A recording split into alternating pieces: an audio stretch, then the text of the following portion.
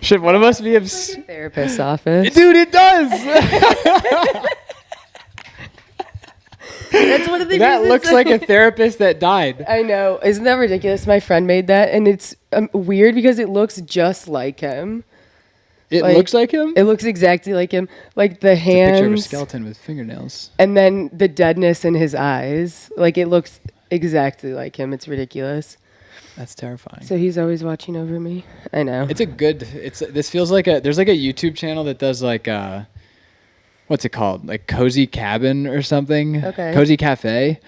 And it just is like a AI generated like nice looking bookstore with like piano music. Okay. Soft jazz and then like rain outside. Ooh. And this feels like one of those. Thank you. That is the exact vibe I always try to culminate, so I appreciate that. I almost feel like it rains up here, it's great. But yeah, it's a little the sound of rain. Oh, obviously, yeah, it's the best. Waking up to rain.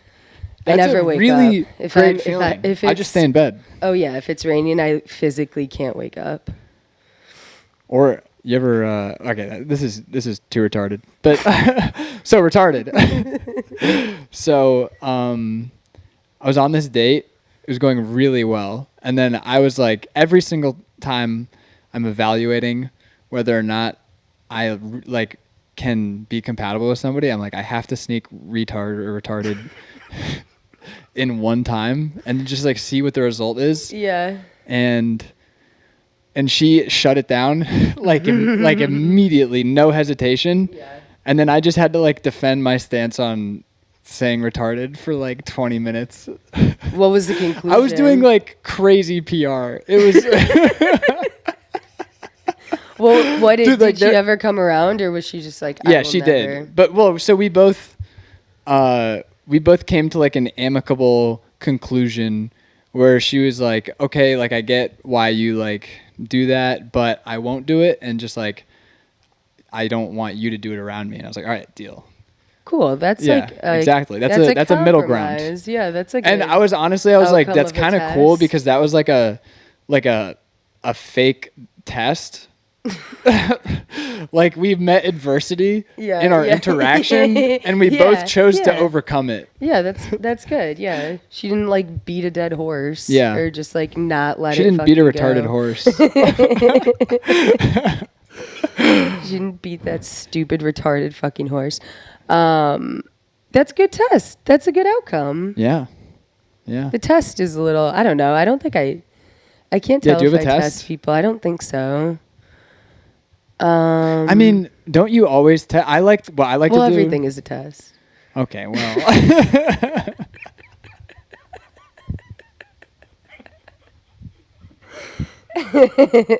In the beginning, everything is a test. I was not ready for the wisdom. You're like, everything is a test. That means we're taking a test right now. No, this isn't. Wait, what kind of test taker were you? I think that says a lot about people. I was the never did my homework. If I was paying attention because I was interested, I could do well in a test. But if I didn't care, I would just fail it and not give a shit. You'd actually fail? Like you'd get bad grades? Yeah. Damn. Yeah, I generally didn't really like to cheat. So I either had to try to pass or accept that I was going to fail. I didn't cheat either. I would just be like, I suck at this. I honestly was like too bad at cheating. Like, when I had a college roommate and I was like, how are you so bad at math? Like you did. And I suck at math, but I was like, how are you so bad at it? And he was like, I just cheated all of high school. And I was like, how? And he said he just looked at people's papers. Yeah. But every time I do that, I look like fucking Dr. Gadget or whatever the fuck. Yeah. I just couldn't see. Like my eyesight, we were using pencil. I couldn't fucking see that. Yeah. It just seemed way too big of an effort to cheat. Yeah, and then get caught and just get like a 0. Yeah, I cheated. I can do that on my own. Yeah, I cheated one. No, copying homework is different because homework's stupid. Oh my God, I copied every homework. Yeah. Dude, there was a girl who would just come. I was not even friends with this girl, and she went to Princeton and she played tennis there. So she had her shit together. Yeah, good for her. And we literally we talk about archetypes in our high school friend group. Mm-hmm. We break down people in our high school And like this girl, like if she's like a video game character, her attributes are like extremely hardworking and deserves to be where she is. It's wild. And she would just, she had no reason to do this, but she would just like walk around the library at lunch, which is where we ate. She'd be like, "Do you want my weekly review?" Which was just like the math thing. And I'd be like, "I don't know why you're doing this, but yes, I would really love that." Yeah, those people were amazing. They were like, "Well, I already did it, so I don't care." And I'm like, I know. You. And it's like, they're like, "It doesn't affect me." That was like the best person. Is they were like, "Sure, if you don't want to do it, you can just. That's fine. I'm doing it either way." Yeah. Those people were saints. I had a lot of those, because, there was just no way I was ever doing that shit. No, I literally just like couldn't. I remember I fucking had an algebra teacher, and he would just, I was doing so poorly that I would just like basically, I remember there was a test that I took, and by the way, I just didn't study, but I was just like, I'm so bad at this that I can't study. Yeah. Like I'm just so far gone that I like, it's not even worth it. And then I would go in, and there was one exam where I remember I looked at the first page and I couldn't do a single thing. I looked at the second page, I couldn't do a single thing. I turned to the third page, and I was like, I can do like half of these. I can attempt half of these, and I literally got like a 20% on an exam. And he would just, and he literally was just like, he would sit with me at lunch and just be like, "So how do you think you do this one?" And I'd be like, you know how you try to like work, you pretend to work your way there, and then just hope. Like, dude, he would literally take the pencil from me and just like write the answer, and he'd be like, "All right, just add half credit to that," and he would just like bolster. It was amazing. I was like, you know how stupid I am. And you're just like, I don't feel like dealing with this. No. Shout out Mr. Steinberg. He was obsessed with pinball. Good people. Okay, that was one thing I learned today at the pinball. Such a good community. Great community. They were like the friendliest people. You did just prove it in real time. So nice. It was evidence. Evidence in real time? Yeah. Like you proved it today, and I've had the past experience that we both agree that pinball people are great. Yeah, pinball people are fantastic. But you got to hang out with them today. Yeah, they were very cool. It's fucking incredible. Yeah, they were very nice. Were they seemed like promiscuous with all the dildos and shit that you were saying. Yeah, there's an underlying sex thing with any type of like little niche group like that. There's always the sex part of any niche group of fucking anything. Guys in socks. Yeah, there's always, if there's a convention for it, there's some sort of sexual thing associated with it, no matter what it is. Really? Yeah. Model railroading? Definitely model railroading. No way. I'm sure. You think those old guys are fucking each other? There aren't a lot of women in model railroading. It could just find a way to make it sexual. Maybe they're, I don't know. The train going through the tunnel. Yeah, it's phallic. It is. There's something. This is a therapy. I know. You literally have the two chairs where it's like that's where she would sit, that's where he would sit. In my old living room, like the way it was set up, like the couch was here, and then that was like in the corner, like looking at the couch. That like couch was where? The couch in like a different apartment. Oh, I see. This was just like directly in the corner facing the couch, and that's the most therapist chair that's ever. It is. Yeah. Looks like an uncomfortable chair to sweat bullets in. Yeah. And just have people levy accusations at you. And I always have to sit in it with my legs crossed when I sit in it. It's very regal. I can't do that. I literally can't do that. So with your so legs frustrating. crossed? Yeah. Yeah, that sucks. People that do that, they look so comfortable. It is comfortable. Like that's like something that you hope to be able to do when you're like 88 years old in Italy or something, smoking a cigarette, you know? Just have that leg crossed, but yeah, it's nice. I'm very jealous of that. And then there's this one, and I feel like this one is more manly, you know? Yeah. But it hurts way more. Well, it's definitely hurts my opening knees so bad. Oh, it hurts your knee? Yeah. My knees might be fucked. I literally like this is like putting extreme tension. I can't really do it this way. And I have a knee problem. This knee is fucked up. Oh, my left knee, I can't even attempt it. Yeah.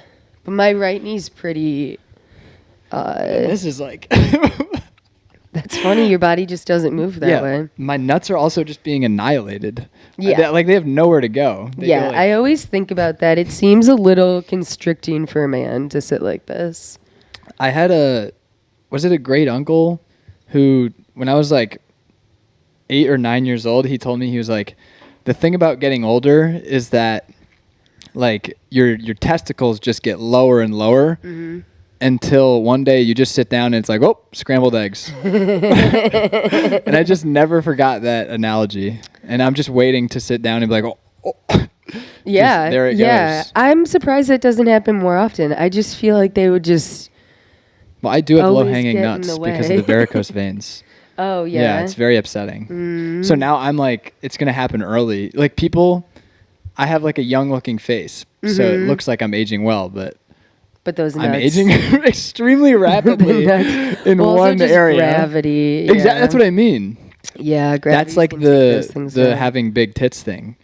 Because like all big tits are not created equally. I always think about that. Like if you're a woman and you just have like huge saggy tits, that's really like, that's like a nuisance. Like running is more difficult for you. Yeah. Yeah. Well, with any type of tit, running is much more difficult. I can't imagine that. That would feel like it would hurt. I mean, there are some people that are like disabled by how large their breasts are. Yeah. Yeah, that would be very difficult. There was a woman who, she was a mom of a kid on my lacrosse team, and she was so fat and had such big boobs that she would just like sit in the stands and she could just rest her book right here, and she had her hands at her sides and she would just read and then just like flip like this. And I really liked that because I was like, you are turning something that should be a weakness into a strength. Yeah, yeah. I really respect that. No, that's great. That's giving like fat ant vibes where they're like they're not bothered. It's like, all right, this is what it is, and you just balance. That's just the goal. They're just the most present people. Yeah. That's why. Yeah. Yeah. That's what we're chasing. Do you think you're good at being present? No, I'm horrible at it. It's something I try to work on all the time. Does that mean that you think about the present or you're thinking about the future or the past? A lot. Most of the time, it's that I'm thinking about the present. Is that like I'm the exact same way. And then I'm like, wait a second. If I'm thinking about being present, I'm not being present. Yeah, like I'm overanalyzing everything that's happening to the point of where I'm being like, I think I'm gonna remember this one day. Like, this is what's happening, and I think I'm gonna remember it, and this is how. And I'm like, can you get out of your head for 2 fucking seconds and then figure out what is happening actually in front of you in the world? Yeah. Yeah, I'm horrible. It happens in conversations too, where I will technically be having a conversation, but I'm not really like... You're like dissociating? Yeah. I'll do that so much. Yeah. You're almost... And then you're like on autopilot. Mm-hmm. Yeah. Bill Burr has a bit about that where he's like, when your girlfriend is yelling at you and you tune it out, but then you hear like the upward like... And he's like, and that means you're fucked because they just asked a question. Yeah. And you're like, oh, man. You're like, fuck. That happens when people tell me shit that's just extremely boring. And and the tune out is, it's like school. Yeah. If you're not interested, it's like, zoom, you're just off so quick and I can't control it. No. And so I just can't even like have a conversation with some people. Yeah, when you're just on autopilot. It happens a lot when I'm enjoying myself though too. I'll just like accidentally fall out of reality for a little bit. That sucks. It's so funny that your body has a cap on how happy you can get until it's just like, no. You have to go to the sunken place now. That's so fucked up of your own brain. I know, it's all levels. Yeah, oh yeah, my disassociating is so out of control. It's like when I'm talking to people, when I'm not, when I'm just sitting there, I'm like, time and space isn't existing right now. I'm not here right now.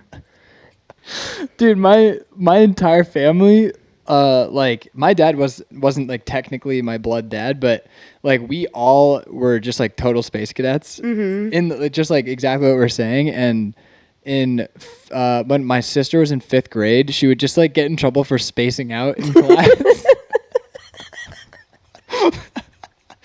Which was like, they told my mom and my dad, and they were like, yeah, I mean, we all space out. And then they went to a parent-teacher conference, like in person, and the teacher was explaining how Allie has short attention span and she can't pay attention. My parents were both like, what was that?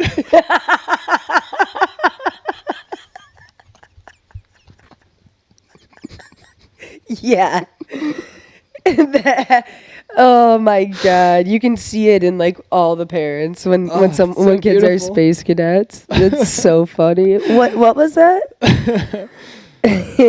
Yeah, no, that's a huge thing I'm trying to work on. Honestly, dissociating when you're happy is kind of nice sometimes. Like I did that after the vouch set. I sat in my car and I just like almost just like, have you seen Doctor Strange? No. She does this thing where she like pushes him out of his body. Like it's like his physical body and then his like ego.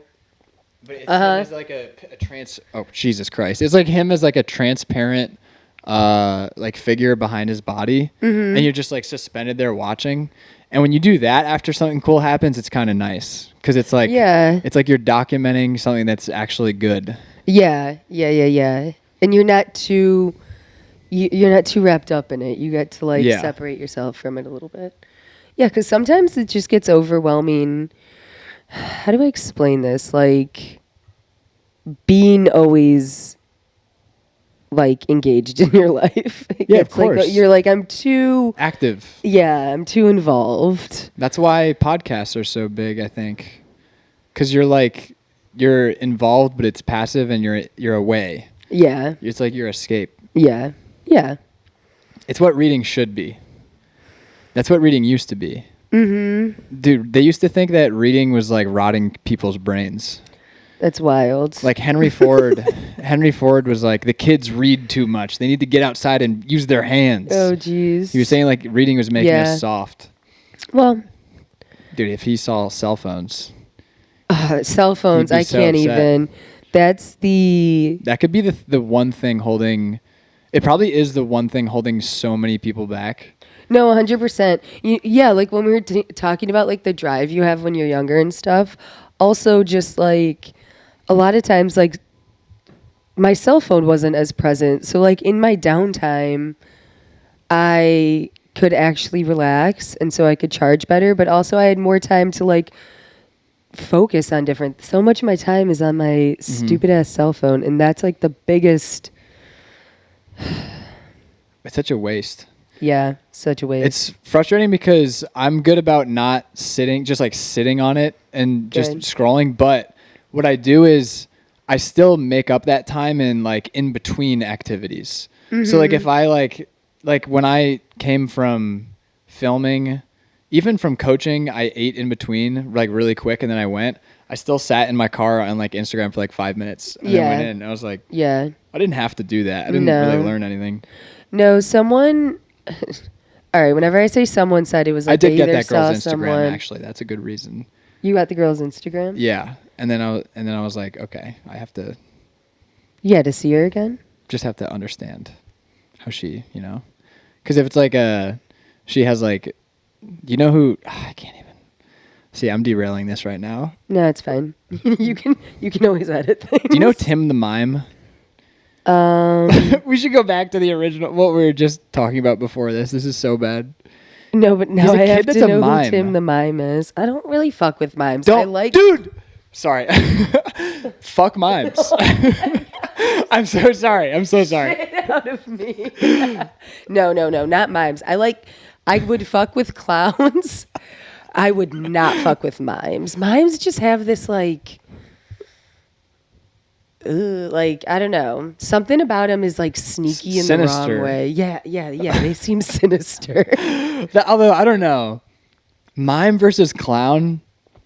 I think clown is scarier though, because the clown I never had this clown scaries.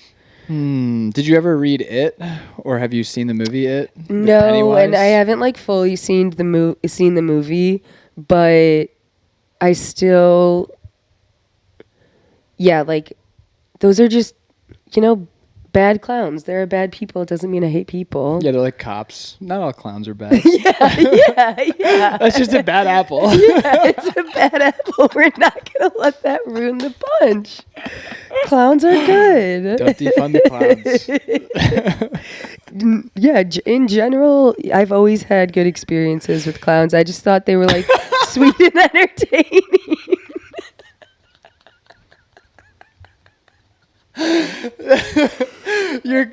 Dude, I've never heard a clown testimonial in my life.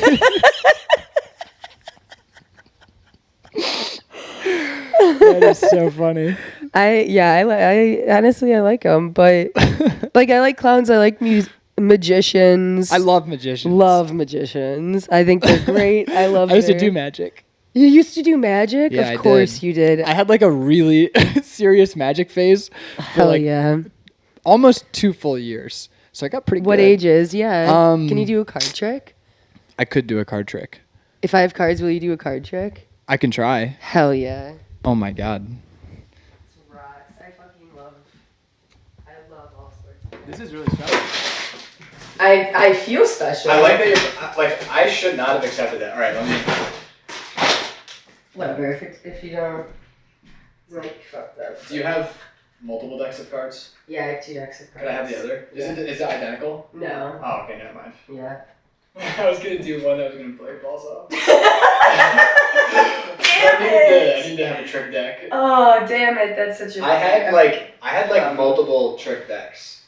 That rocks. That's how into it I was. That rocks. Wait, what ages were you a magician? It was freshman and sophomore year of high school. Nice. Okay. Nice. All right, let me see if I can remember how this trick works. Okay. It's called the Oh, am I too high to even remember the name? Wait, let me see if I can still. One-handed cut. Hell yeah. Left hand. One-handed cut. Nice. Pass. Let's see if I can do this. 6 of clubs, and then you go like that. I mean, I can't do it cleanly. I'm still impressed. There's like some people can just like go like this, and then while they're doing that, they take the card like that. It's amazing. But it's angled, so you don't like see it. It's yeah. Like, oh fuck. Yeah, the actual like into, hand dexterity it takes for magic is very let's cool. see if I can do the butterfly cut. Come on. Okay. Yeah. Okay. Oh no. That was. I'm still into it. Oh man. Hell yeah. It was not even close to as cool as I thought. All right. I'll do one. Actually, I'll probably go on this. Okay, this is called the. What's it called? I'm really gonna do this. The ambitious card routine. Okay. I think so. And so the idea is that your card will always come back to you.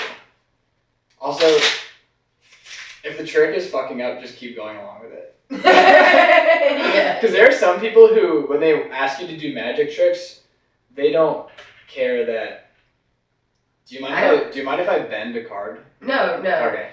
Yeah. Some people are like trying to do like, I found where you tried to do that thing. Oh, I would never hated do that. those things. No. There's looking for a mess up. No, you're here to be entertained. I'm in it till the end. Okay. Yeah, I'm not a This is douchebag. Okay, so shuffle deck of cards. Mm-hmm. Go ahead. This might have to be really slow, like because I have to remember this. That's fine. Okay. You're doing magic First, for me. Why would I ever judge? Dude, some people don't fuck with magic, and it blows my mind. Yeah, Because I have I another love deck. magic. If this one's like jacked up and No, gonna this mess is up fine. the flow. I should be able to still do it. Okay. Okay. Pick a card, any card.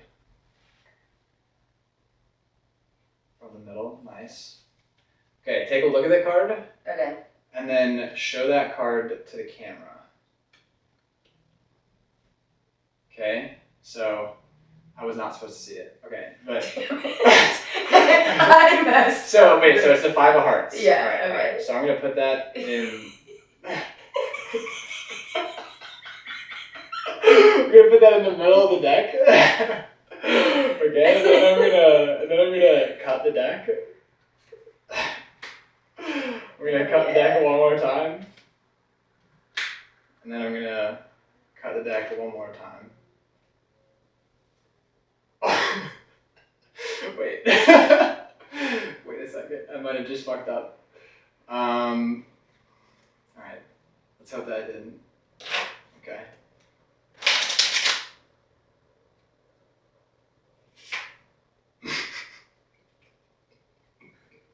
I'm still in. It's cool. It takes so much handwork. Oh my god, I'm so rusty. You have to remember all the steps while doing handwork. It's a process. I think I fucked up. I actually think I fucked up already. No, I haven't. Wow. Yeah. I fucked up. The only one that's fucked up is. Alright, no, I definitely. Alright. So it's not the top card. What is that? Ace of diamonds. It's not in the middle. I mean, it's somewhere in the middle, but you don't know where it is. Okay. It's not the bottom card. Okay? But the cool thing about the ambitious card is that it's extremely ambitious and like it shows you. So like if I snap my fingers, nothing happens, right? But if I snap my if you fingers? snap your fingers, then your card rises to the top. Yay! That's awesome. Yeah. You shuffled it so many times, it just never made sense to me how you're able to do that. Yeah, so like this is your card. Mm-hmm. So no matter what, it will always come back to you. That's so poetic. Yeah. And so like even if I take that card and like let's say I put it under this beer bottle, if you snap your fingers, then it still comes to the top of the deck. That's amazing. Yeah. Hell yeah. That fucking rocks. I love it. And I think there's one more. Yeah, okay, so even what's crazy about, so like if I snap my fingers, 4 clubs, right? But then if you snap your fingers, then it comes to the top. But the craziest thing is, like even when you take it from the top, tell me when to stop. Well, stop. Right there. Could you push that in? Okay. And just to prove that it's not on the top, I'll snap. And that's not your card. No, it's not my card. Now, I want you to tap the deck. Mm-mm. Take the top card. No. No! Can you show the camera? It just never makes any sense. Alright, but that wasn't fair because I didn't let you put it in the deck. Like I placed it in the deck. So what I'm gonna do is I'm gonna split. So just to prove that your card is on top now. Yeah, it's because you didn't have to snap. Mm-hmm. So what I'm gonna do, this is your card, and I'm gonna place it into the middle of this and then push that in. Okay. No! It's so creepy!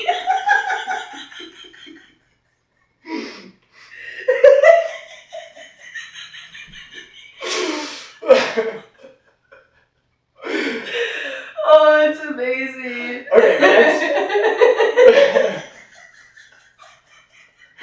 I think I'm done. Yeah. I don't think I can take much more. I think I did that in the wrong order. Well, that was the ambitious card routine. Hell yeah. That's a great one. The mouth one is terrifying. Is that everything you dreamed? That's like the real. That's like the closer is the mouth. Yeah. Well, it's supposed to be that, amazing. but the card you're supposed to see it like like up to the deck, but so creepy. Thank God I still have it. it. There's one. You still got it, dude. There's one that I could rocks. do where, but you need like another. If you have like 2 identical decks, you can just like swipe a card from the other deck. There's one that I would do that this was like people would freak the fuck out. It's where you would use the same techniques from that one, but you would put it in their hand and then have them cover their hand and then like hit their hand and change the card in their hand. And I did that to a girl named Ashley Wilson at a party. I brought my cards to a party, like the only party I ever went to in high school. That is a great party trick. And I think I did the trick to her 9 times in a row. And it just worked every time. Yeah. And each time just equally amazed. Yeah. Yeah, but then there are always you learn so much about people based on how they are an audience member for Magic. That would make sense, of course, yeah. You're a good person. Because you weren't like trying to like look around and be an asshole. No, like, just it's enjoy like heckling. the wonderment of it. Yeah, I know. Yeah.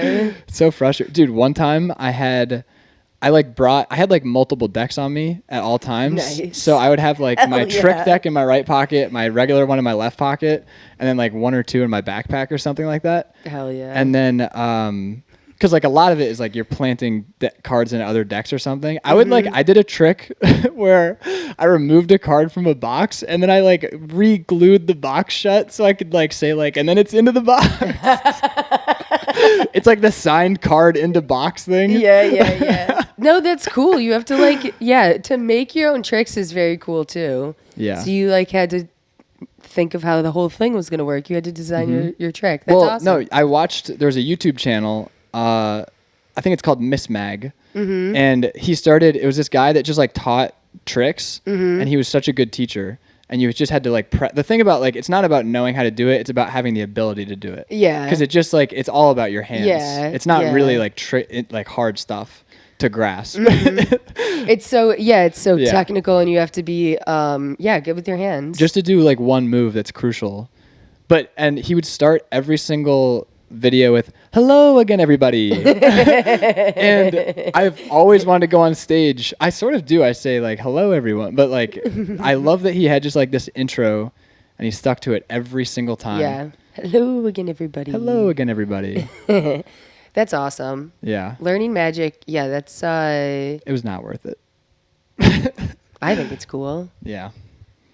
I mean, you can do it in like a month. No, I am not. I don't have good hands. I know I could not do it. Was there a period in your life where you could? Where I would have been able to do magic? But now you're like, my hands are too... No, have your hands just always been... No, my hands aren't like worn from life. They've just always been. I thought your hands have been worn down. No. You're like, these can't operate.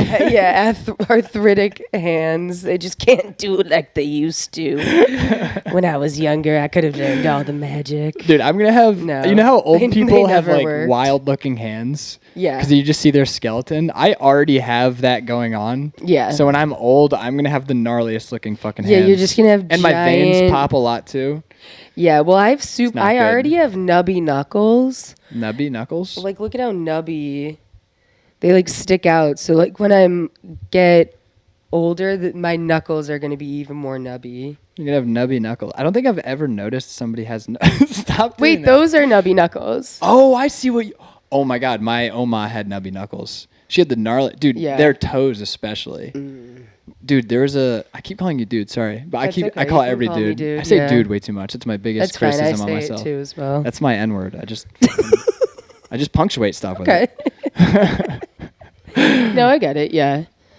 Yeah, the nubby knucks. Hands are very... I do like looking at people's hands to see what they're working with. What do you think? You have like long fingers. This more crooked fingers on this one. Yeah, you definitely like look like you do athlete sports with your... Yes, I do athlete sports.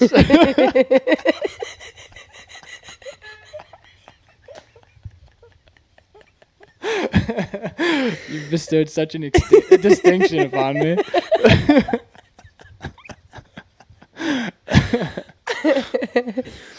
Athlete sports. Thank you.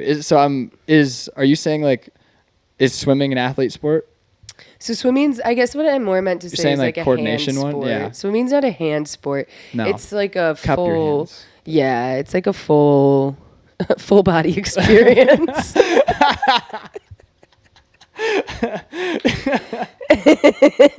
That sounds like you went to the spa and you paid for a happy ending. It's a full body experience. That's so awesome. Is there a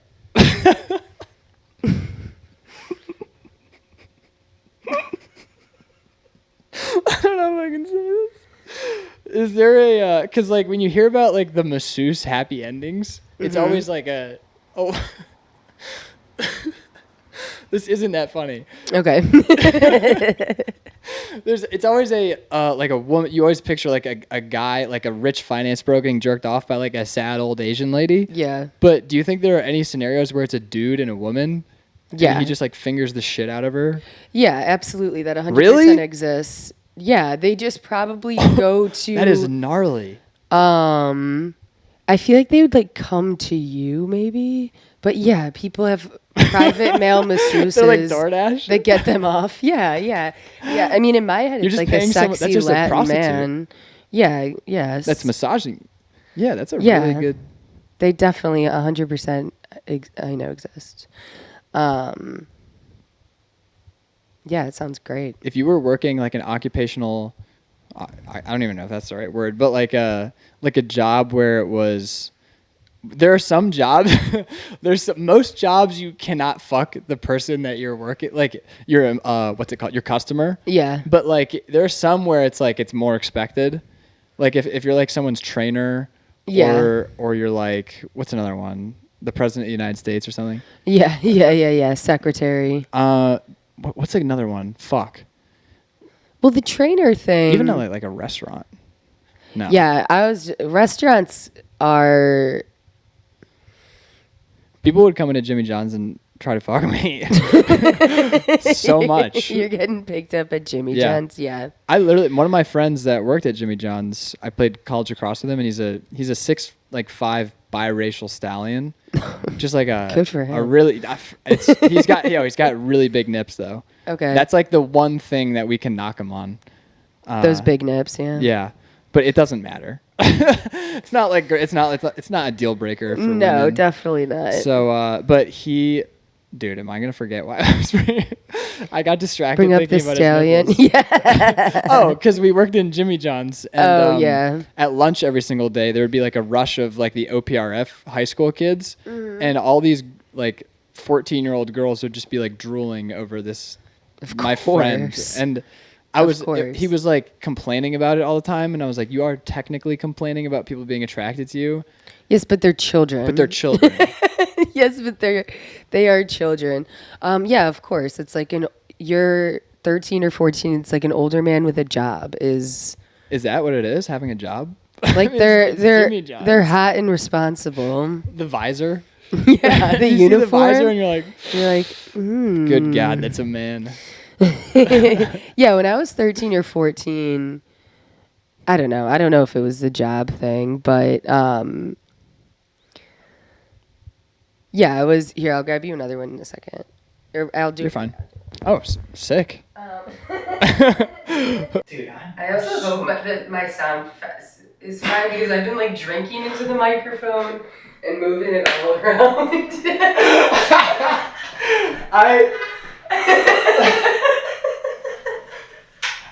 I really hope your sound is terrible. I genuinely do. In the long run, it would be way cooler to me to have like a special episode with you where half of it is just like, and then like look. That would be so funny. I'm like not moving it when I go to drink and like just awful. All right. How often do you think about dying? Oh God. Not always me, but people around me too. I think that's Hail Satan. Yeah, I think you're absolutely right. That's definitely Hail Satan. Wait, what were you saying? Oh yeah, death. Death. We were on the Hail topic Satan of to death. It makes sense. You're like burping. Good thing you can edit things. I'll edit out all your burps. All my burps. I'll censor it. All my burps and my glug glug. I'll literally just do like the beep.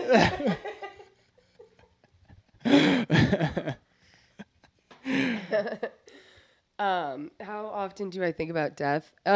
In some sort of capacity, I think too much. I think with myself, I don't really think about dying that often. But other people, it'll pop into my head, but it'll always pop into my head. Oh, you think about other people dying? Mm-hmm. Whoa, that's like way I had better. like such a part of the problem is like I've never actually lost someone close to me before. Whoa. Not even like a dog? Yeah, I've lost a dog. Okay, so you understand. You really yeah, get it. yeah. You get the gist of it. Me and my dog had a difficult relationship, though. So That's so funny. There's no time. We actually to get had a into really tumultuous. mine and my childhood dog's relationship. What was it like? I'm so curious. Oh boy, I was just How did it thinking about start? it the other day. Were they like an elder to you? Were they similar age? Because they're kind of your sibling. Yeah. So okay. So we get the dog. Like I have to Day start. 0. Day 1, I walk through the door, and this dog lived to be 18 years old. So this is gonna be. It was the healthiest dog that's ever lived. So this is gonna be a long story, but day 1 we get the dog. What's the dog's name? Emmett. That's a good name. Yeah. It would. All right. Sorry, It was a go good ahead. name, but Emmett was so that like, and like, why did he have to have like such a violently human name? But It is pretty. The human names. see, I like a human name for a dog, but that one's just a little much. But My coach named his dog George. like, I like that because that's No, like. that's too much. It's too far. See, I like so George. you walk in day 1, Emmett. Day 1, You go Emmett's to get there. Emmett. No, Emmett was a surprise. Like my mom just like showed up with a dog one day, which was Wow. banging. And you were juiced when it happened. Of course. Little puppy. Little puppy. Little puppy. What breed? A Bichon Frise poodle. So it's like this little. Now I know why fluffy thing. it's tragic. And It's 'cause it's a then poodle. the poodles, dude. Smart but assholes. Yeah. Poodles are insane dogs. They're just too human. He was also too human of a dog. So okay, so you get him, you bring him home. You're like, yay! Yeah. How long does it take to turn? Oh, he was an asshole night 1. We like immediately we were like, this dog's kind of an asshole, but my whole Wow. family is assholes. So Welcome home. So he fit right in. That's funny. Yeah. So What if he was a blank slate? very well could have been. And all But you it guys seemed, shaped no, it. No. So why my mom, the story of like when she went to the person's house to pick him out is that he was stealing all the toys from the other dogs and from his siblings and being like a little dick to all of his siblings. And my mom was supposedly was like, that one will fit right in with my family. So she knew what she was doing. Yeah, she knew he was a little Wow, shitbag. that's a crazy bet. And then he turned out to be a little shitbag, but like in an endearing way. I mean, But- forever though, because you you sounded very like. Well, it was he enough lived to be- bring up the fact he- that you didn't have a good relationship. He lived to be 18. So by the end of it, it was like in all sincerity, like they let that dog live way too long to the point where I was like, I love you, but I need to like kill you for your own good. Like you should not be living anymore. Was it like You're- sad to look at? Yeah. And it was just like, Those ones are tough. Shane Gillis has a great joke on that. yeah. And yeah, I remember being like, fuck, I had moved home from living in Georgia and he was still there. And it was just hard. I was like, I think I have to kill this dog. Like, Wait, you took it upon yourself? No, I didn't kill the Oh, dog okay. myself. I really thought you were about to do No, me and my sister. We filled the tub to the top. She held her down. I helped. We had an ongoing joke that like we don't have a gun, so we're gonna have to beat him with a shovel. Is the only way that we're gonna be able to kill this dog. All right. So you're saying does that mean who's only one person's hitting it? Are you both hitting it with a shovel at the same time? No, but we would have been accomplices. So I probably would have been the one that would have had to. You'd be the executioner? Yeah, I would have had to be the executioner. Is that because you're stepping up because you want to, or because she's like, you fucking do it? Because I'm the older sister, so I'm you're the like, so I have to. It's my head to take. She doesn't. Wait, are you slicing or are you going for the No, broadside? No, broadside. Broadside. Because you might not kill it on your first blow. I think so. He And was that's- really bad. No, Because it it sounds like a know. fighter of a dog. I know. Emmett will fight to the very. It's gonna be like All Quiet on the Western Front, where you're like shoving dirt into his mouth, and then you realize he still has a family. I'm like, Jesus fucking Christ. Yeah. When will he die? No,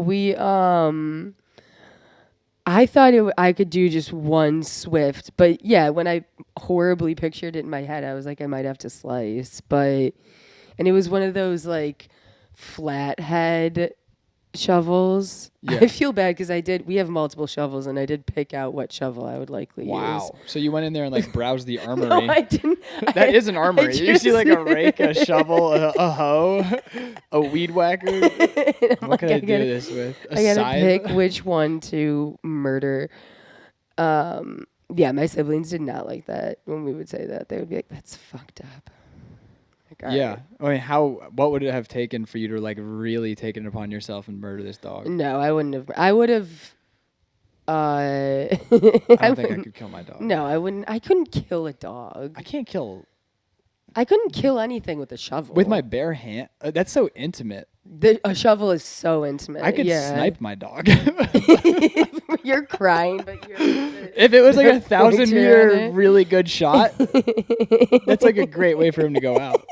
Because we both get something out of that. Yeah, but if it's like me having to like choke my dog till he dies, like I could not do that. No, that means you're a terrifying person. Yeah, but what if the dog did something really fucked up?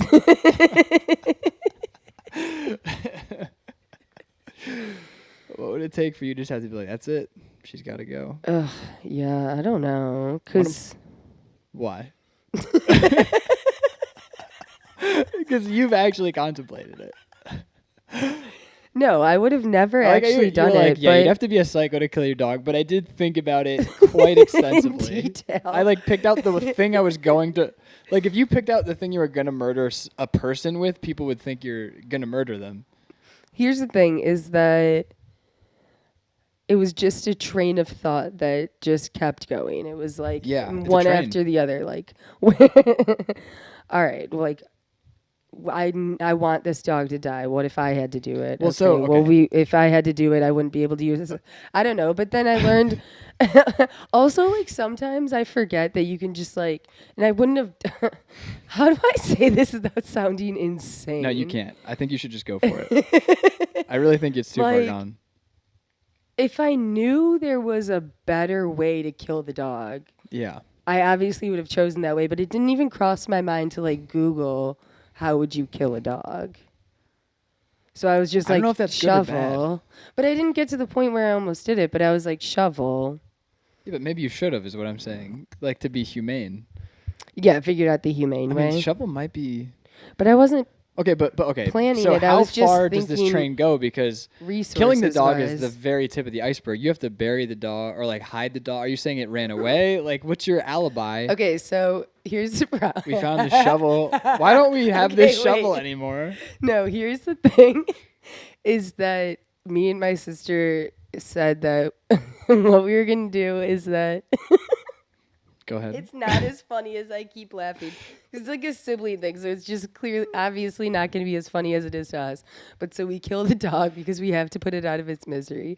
And then we stuff it, taxidermy-wise. Uh-huh. Then, at the time, her birthday was coming up, so we said, and my family always gets together for everyone's birthdays, that at the birthday party, we would just cut the lights and turn them on, and a stuffed Emmett would just be in the middle of the room. That's way crazier than anything that you could have said. I thought you were going to. That's way crazier than burying it. Is presenting it? Wow, that is wild. Here's the dog we murdered. That's really. I mean. That's respect. Honestly. Yeah. So that was all that to say. Yeah, I haven't really lost anything. I felt was super close to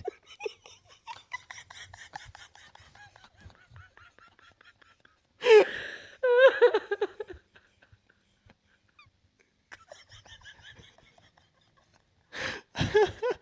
That's so good. All of that. That's great. Say. It is a really good point, though. To be like...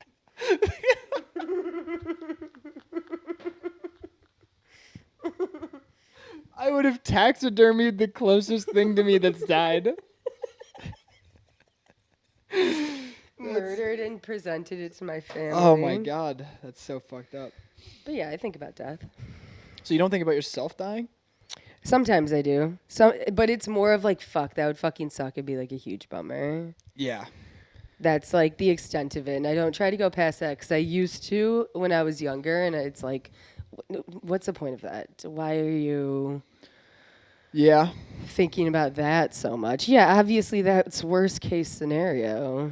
It's not all fear, though. It's like also, I don't know how this is with you, but a lot of it is just like trying to wrap my brain around it. Just wrap my brain around not existing. You know what I mean? Yeah. Just like you can't even imagine nothing because when you imagine nothing, it's like a void, and a void is something. Yeah. You just can't do it. Yeah. I don't know. I always just think of like, I don't exist anymore. So whatever like makes me conscious isn't there anymore. So you won't know. It's like before you were born. Yeah. Yeah. So Which is chill. That's chill. It's pretty chill. It's very chill. Now, the idea of life moving on and me not chill, being able bro. to live my full life, less chill. Yes. That's the thing is like now, so it's a finite time and I don't know how long it's going to be. Yeah. So I really, really need to do shit. Huh. And just like make sure taking it for what it is. But yeah, that's why I don't like to think about it too much because I'm like, I don't know. I don't have a good understanding. Well, it'd be weird if you did. Yeah. It'd be super weird. I think you're in a cult or religious. Yeah, that's all that stuff. I'm just like, how do you know? They don't. They're just. I mean, it's all just like it's all hearsay. It's all through the grapevine. A lot of rumors being spread. Wars being fought. It's all hearsay. Really is. We don't know what it is. You know what's crazy? I might. And I'm sorry if this is me running a bit by you, but it's fine. It's just like a real life experience and like a thought process that I had that I want to turn into one right. or like think about it. But so I was telling this girl that my cousin, shout out Matthew, who will be listening to this. He listens to every one of my episodes. Wow. 14-year-old cousin Matthew. But so I'm just realizing now I can't talk about this. Talk to me about it. I'll edit around it. And then I have something fucking batshit insane to tell you that I will not edit. But okay. I hope we do a little. Some of this stuff sure. I'm like, I don't know about some of. Just tell me what you want out. I'll take it out. I literally don't care. Yeah, the problem is I'm not going to remember most of it because I just talk and then I'll ask you if I come across it and it's like something's a little off. Okay, cool. So you said the N-word at 37. We want that taken out, right? Would you like to keep that? Because it's the first of 7. We want the only one you shouted. You whispered the next 6. I'm like, all right, we'll sprinkle in a couple of the whispers so it seems authentic. But yeah, definitely the one where I yelled. If you could take that one out, that would be great. Dude, I told this girl on the date, I died on the hill of retarded, and saying it just because like I still think it was a good test. I have to be true to myself. There we go. I believe I'm not a bad person because I say the word retarded. Yeah. That's my entire argument. Okay. And so I should be able to say it. And it's incredibly apt for like what I'm using it for. And then at one point to counter me, she said, "Well, would you say the N-word?" And I was like, "Yeah, with black friends." And that was not the right answer. She was like, "Well, I guess that's where you and I are different." And then I had to explain to her that like I run bits by Sam Biru, or like he'll run bits by me. Mm-hmm. And I gave him a tag that had it in it, and I texted it. Mm-hmm. And I used that to justify it to her, and it was enough for her to be like, "Fair enough," you know? Yeah, yeah. I mean, I think that's generally the rule with any of that stuff. If you would say it directly in a room full of whomever it is, then Do you ever just think about like when my lacrosse coach, it was always in the locker room after like the most devastating loss, or like at halftime when we're playing like shit and it's just tense. You go into the locker room, it's like you can just like you're hearing like the tearing of elbow pads, helmets being thrown, like gloves being tossed into bags and shit. There's just no fucking talking. Yeah. And then your coach walks in and just eviscerates the team. But it's in like a way that it's like you're just doing this. You're just diagnosing what's wrong with us, and you're telling us. Yeah. It's not like mean, and which is what you need. They're being a coach. And, yeah, exactly. And my coach would do that, and in a way to rile you up. And he would do a phenomenal job of that. And he'd be like, pick what he has to say, and then say it. And then every single time he was saying it, even if we were like in like a big moment game or something, I would always be like, what if I just yelled the N-word right now? Can you imagine how wild that would be? I just always was like, it would be good timing. Such a just it would be immediately the craziest thing that's happened to like 30 people. Well, it'd probably break some of the tension.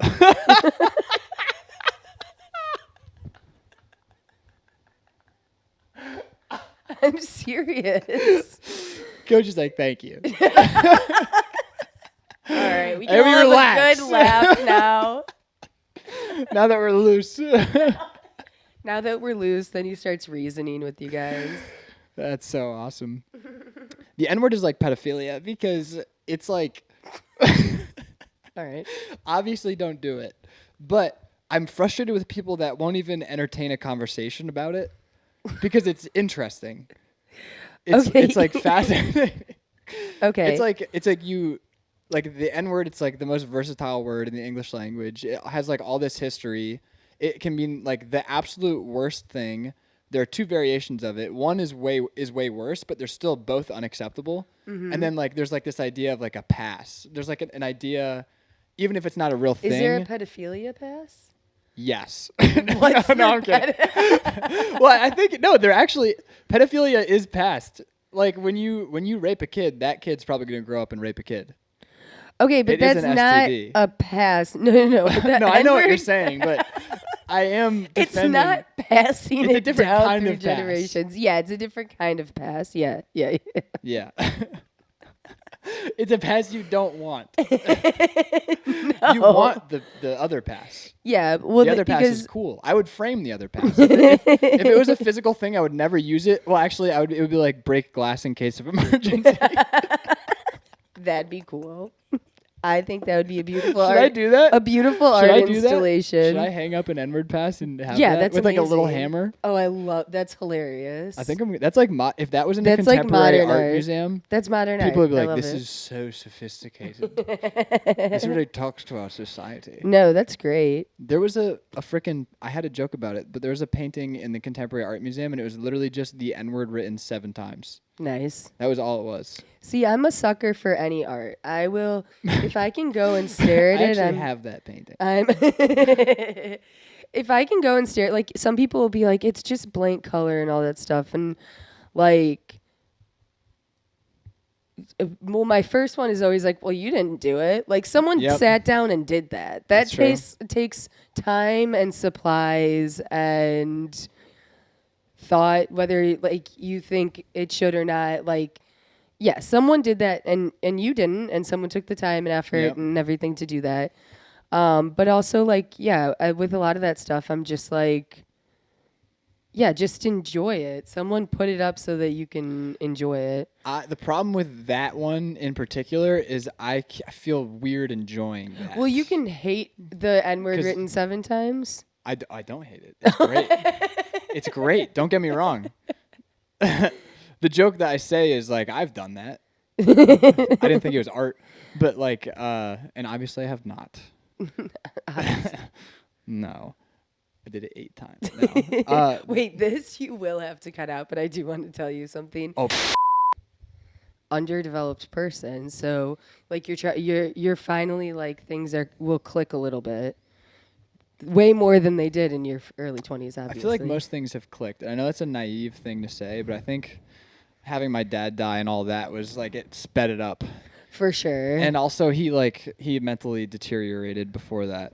I watched a man's life fall apart. Oof. So like I literally watched somebody lose everything and then die. Yeah, you're definitely far ahead. So just from that, I was like pretty aware of like everything. But it's still like putting it.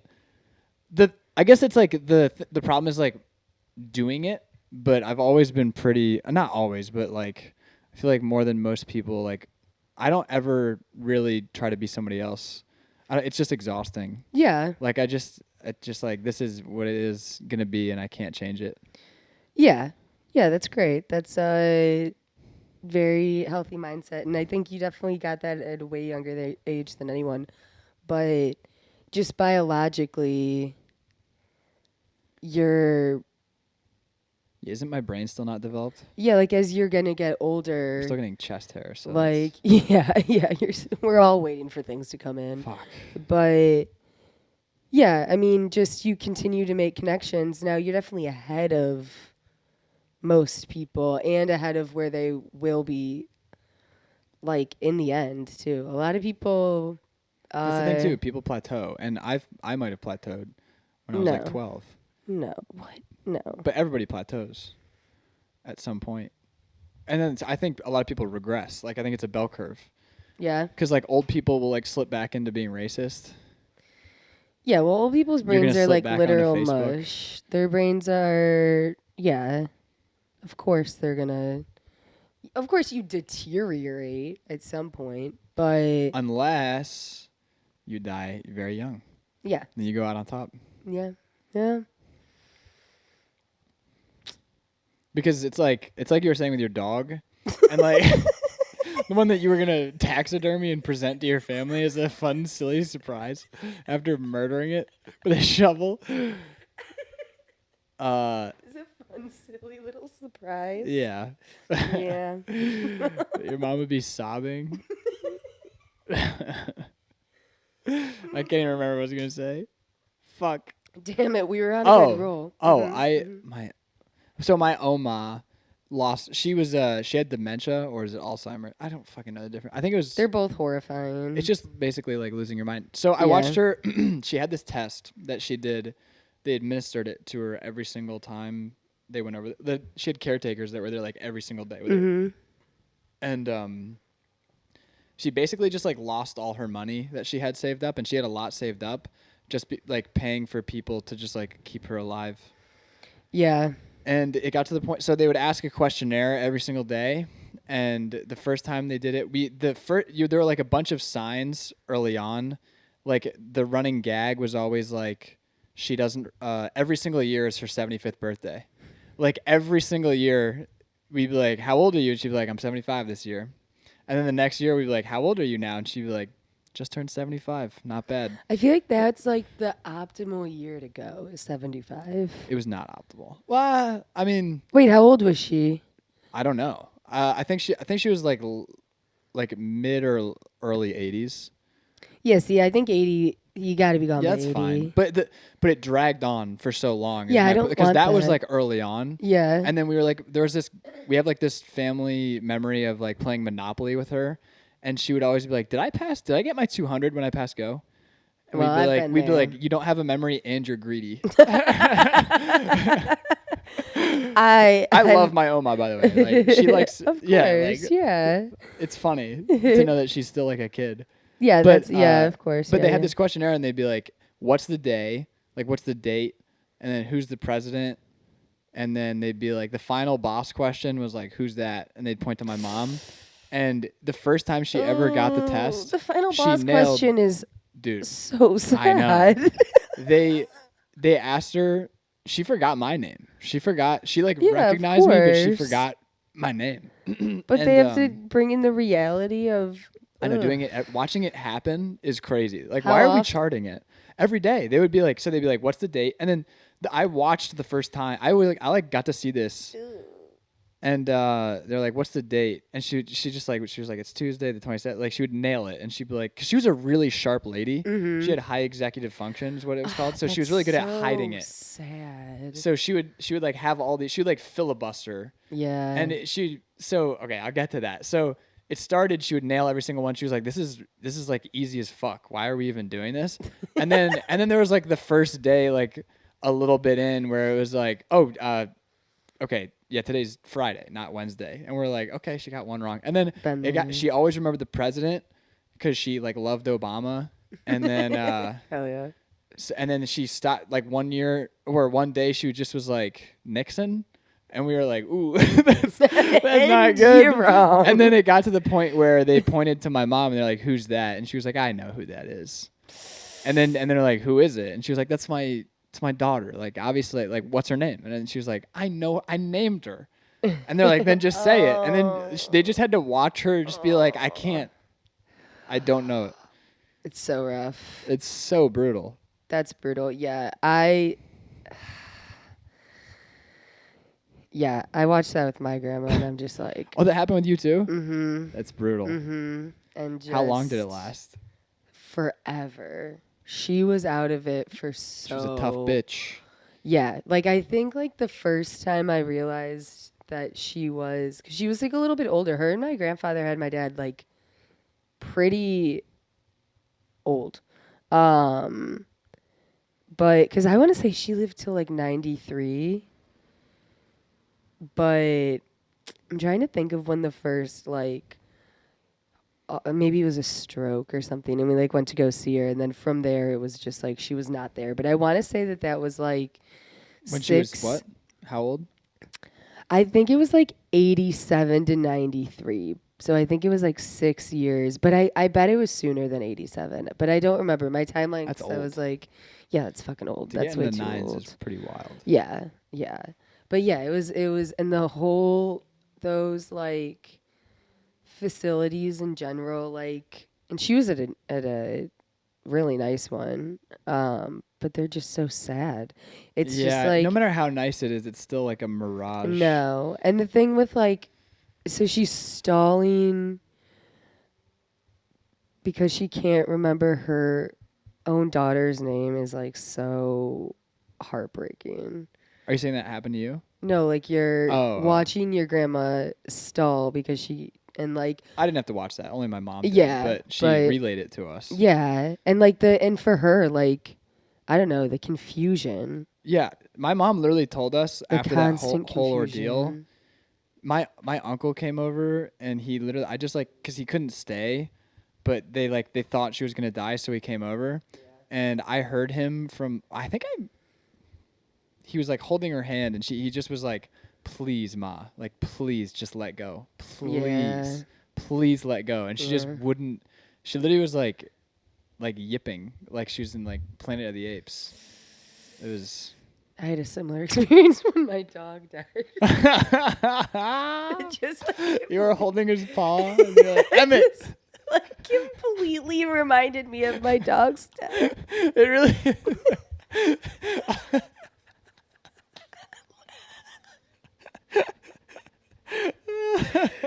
This dog just usurps so many memories. Oh my God, I was thinking about him in the shower the other day. The whole time, and then it just got too much. But see, you understand. like it's not that deep. Like you had to be like, no, I can't keep doing this. I can't keep going over and over again about Emmett. It was like there were like way too many. There was too much symbolism in it too. I was like, and this is this, and I was like, okay. What was the symbolism? Like part of my like jumpiness and stuff, like from my dog, and like him, like when I would get in trouble, he would like run after me and like attack me. Wait, what? Yeah, like when I would get in trouble like with a German my mom. police dog. What Yeah, and I was like, fuck off, Emmett. Yeah. So you can see why I debated the shovel. But that's why we have me and Emmett had a tumultuous relationship. Well, any dog that's like I don't know. Poodles are tricky and I think they got something weird going on. They're just like, I mean, I've never had a poodle, but there was a poodle that lived on a street near me, and I would walk by it, and it had, had a very malicious gaze. It would just like watch you. It would stand with its head above the fence and just they just like watch what you. What the fuck are you? That's It was like judging you. I'm not like I hate like a golden doodle or I don't like any of the curly labradoodle. hair dogs. I don't like any of those. Well, the labradoodle and the golden doodles look like a human in a dog suit. Like the way that the limbs are.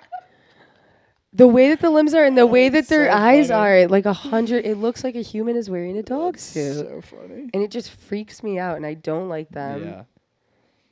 And I get that they're cool dogs. Everyone's like, their personality is great. And I'm like, I don't think they are cool. They're ugly and they're dicks. They're normally dicks. I guess I'm being racist right now. But we created it as a race. So it's like, we did that with eugenics. I think it's okay. Yeah, I think it's fine to judge. I know, I do feel bad sometimes. But for some reason, not with them because they're, I don't know. Again, rough relationship. I mean, we're really we're projecting onto. We're projecting. You briefly touched on your grandma losing her mind. And then I had to go back. And you're like, anyway, so back to this Emmett dog that I couldn't not think of in the shower the other day. I don't even know your grandma's name.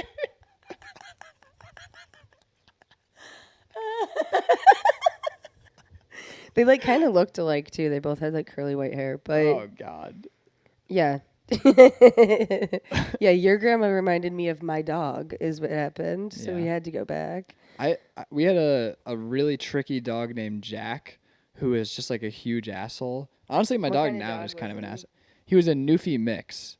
So, but he never got to be the size of a Newfie, thank fucking God. But it was when it was like really at the peak of when my dad's life was like crumbling. Yeah. And he was like, fuck it, let's get another dog.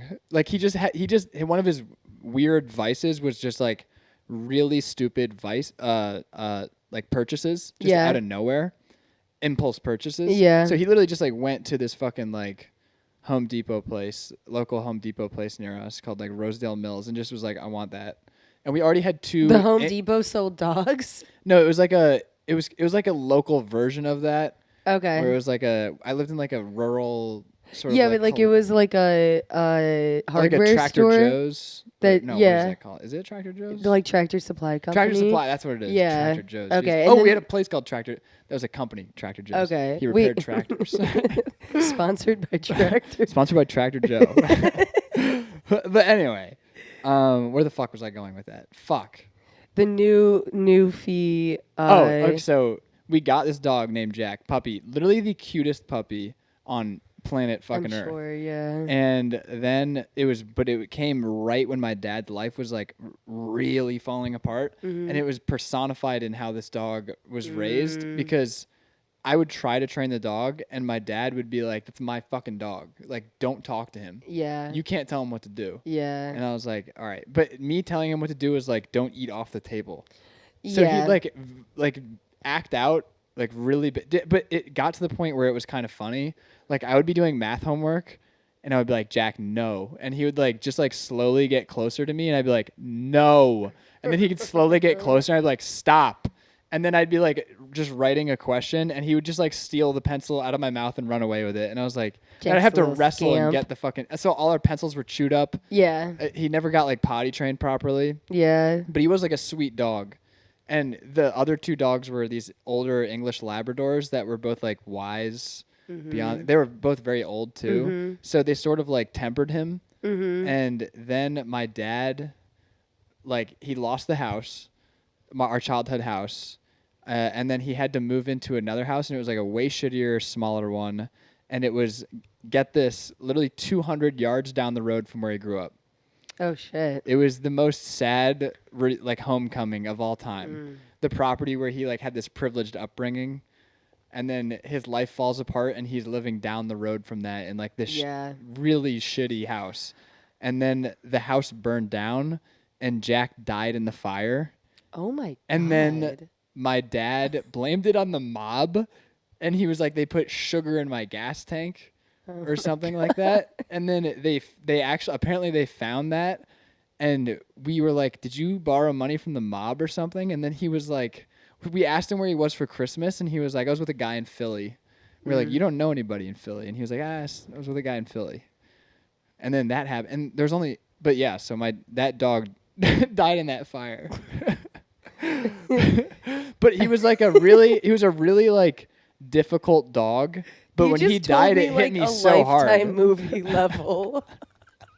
It was just about the dog, really. But when he died in that way, it was very devastating. Yeah. Because it was dog like dying in a house fire, and we're not even going to get into the depths of prior to the house fire and all of this weight that everything in that story holds. Yes. This is a therapy office. This is wild. Yes, that is. He was a tough dog. One of the most traumatic ways that you could lose a childhood pet. Sounded really like symbolic. A little scamp, though. Very symbolic. Yes, he was a little scamp. There would be like he would like get off the leash. So the thing is like I was raised with dogs that were such good dogs that it spoiled me. And it ruined me for other dogs because I expected every dog to just walk by your side without a leash, come when you say come, sit when you say sit. Just like they would just sit on our front porch and chill with us. And sometimes we'd like walk around, they just follow us and they just walk. Wait, they were labs? Yeah. See, both big I had labs. A lab and he was perfect. Labs are amazing. In every single way. And he was so emotionally mature and sensitive. It really sounds like you fucked your dog.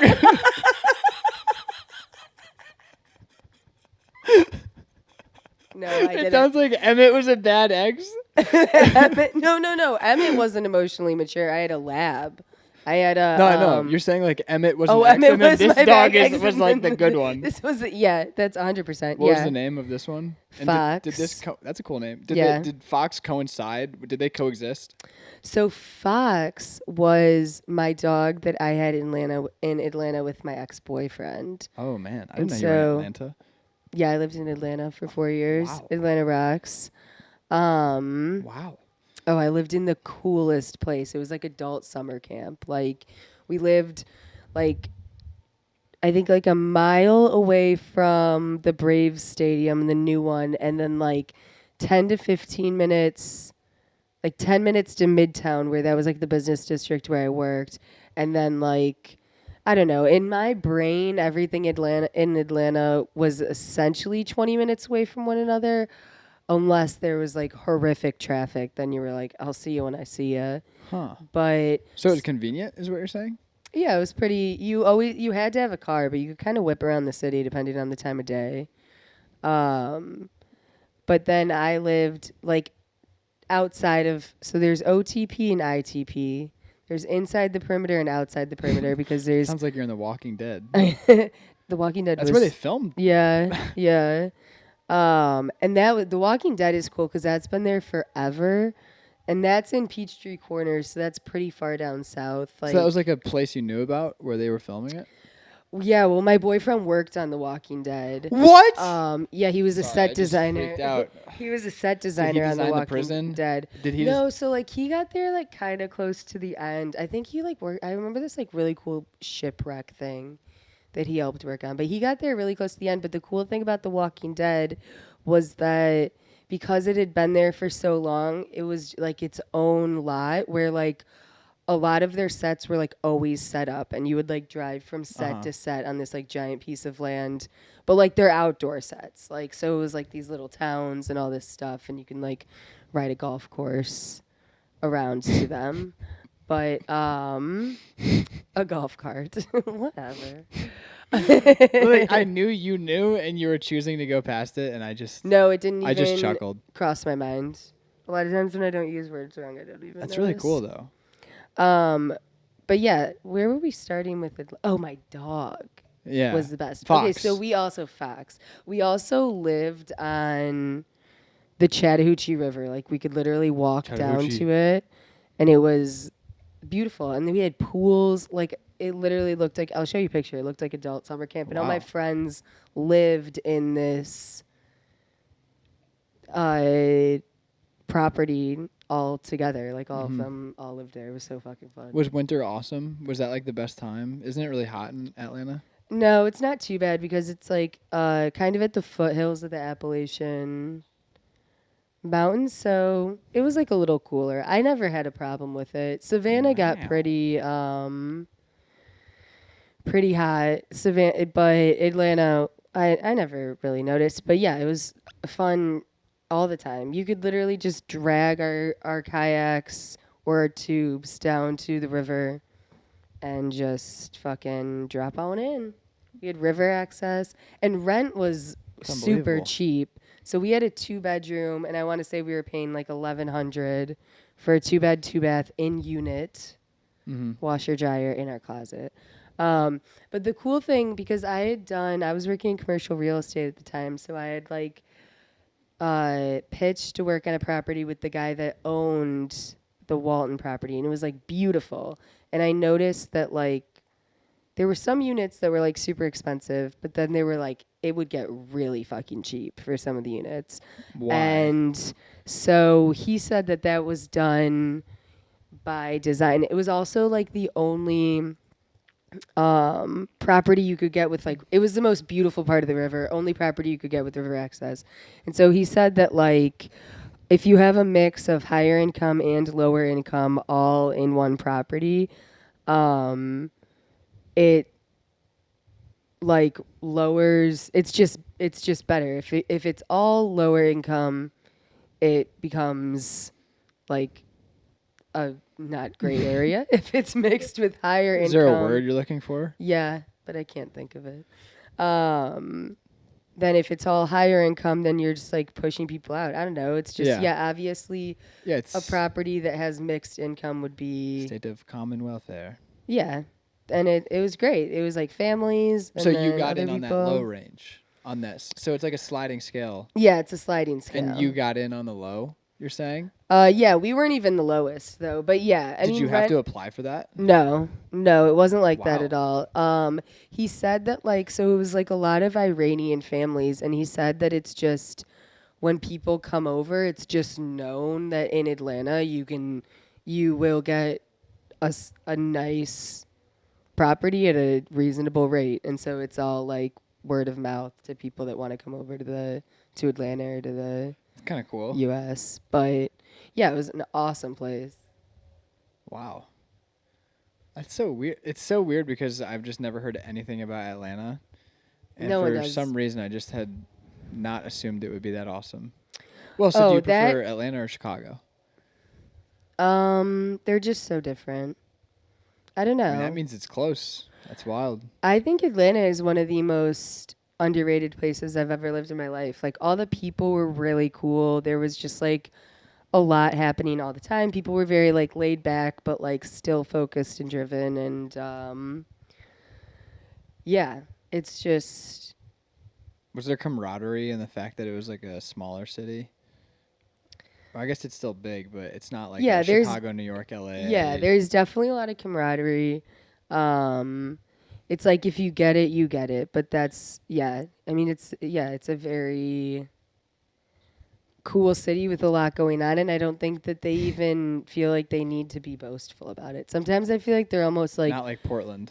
Yeah, they're almost chill about it because they don't like. I don't think that they want annoying people going there. I don't think that they want annoying people being like, dude, I heard this place rocks, and then like going to live there and ruining it. That's exactly how I feel. Every single person in my area growing up felt, because I'm in like this like rural. When you say you're from New Jersey, most people are like, you're not. Are you from the shore? Like, because they know Jersey Shore. Oh, you're from New Jersey? Yeah. Oh, what part? My Central. My friend is from New Jersey. Central. He's from Westfield. She's from Mountain Lakes. That might be a little. We're like a little south of that, yeah. Okay. Cool. But Central Jersey is like, especially where I am, it's like rural and like it's like colonial style architecture. It's really like it's like stunning. It's beautiful. Like driving to my friends' houses, I would walk to school. It was like I walked past a little lake and like through. I like cut through a private school. I go across train tracks. I walk through the parking lot of the local Pennington Quality Market, across the street. It's literally like picturesque. You could bike. There were just rolling farmlands, so and nice. you could go right into PA, and there were like the Sourland, and we had the Sourland Mountains as well. That was in New Jersey, but it was like this beautiful hidden gem. When you say New Jersey, people are like, "Ugh, bless you." Thank you. That's disgusting. New Jersey sucks. It's like they think like Sopranos. Yeah. But all of us were like, "No, we don't want you." Like we have such a nice thing going on here. Yeah, I got if you don't like it, don't come. No, yeah, my best friend in college was from there, and yeah, it's gorgeous and it has everything. It's absolutely beautiful. You can commute to New York. That's Yeah, what my mom did. Yeah. Yeah, it has like everything that you could want. It has an ocean. It has beaches. It has mountains. Yeah. You can go. First and only time I ever went snowboarding was in New Jersey. We're at. It's not great in New Jersey, admittedly, especially with climate change. So, yeah, the time that I went was exceptionally. She was like, I haven't experienced this before. Oh, that's awesome. So you went at a great time? No, exceptionally bad. Oh.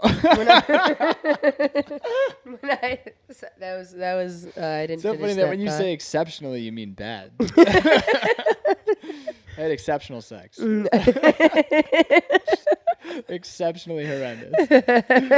That's hilarious. No, yeah, it was. So was it like powdered runs with like you could see like all the grass on the sides and stuff?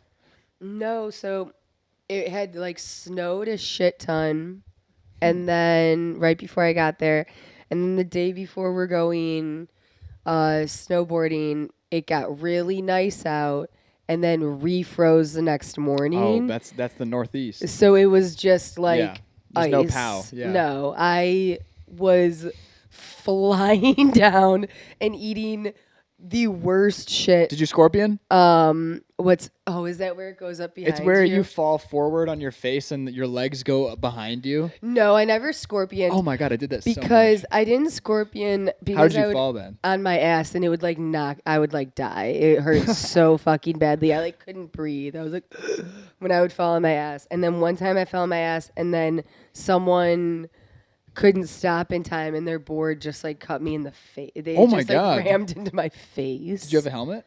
Yeah. Wow. Yeah, it of cut course. you?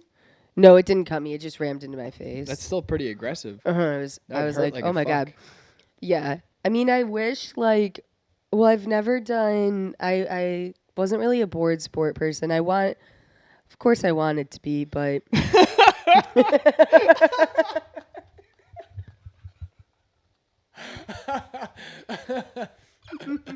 That's so funny.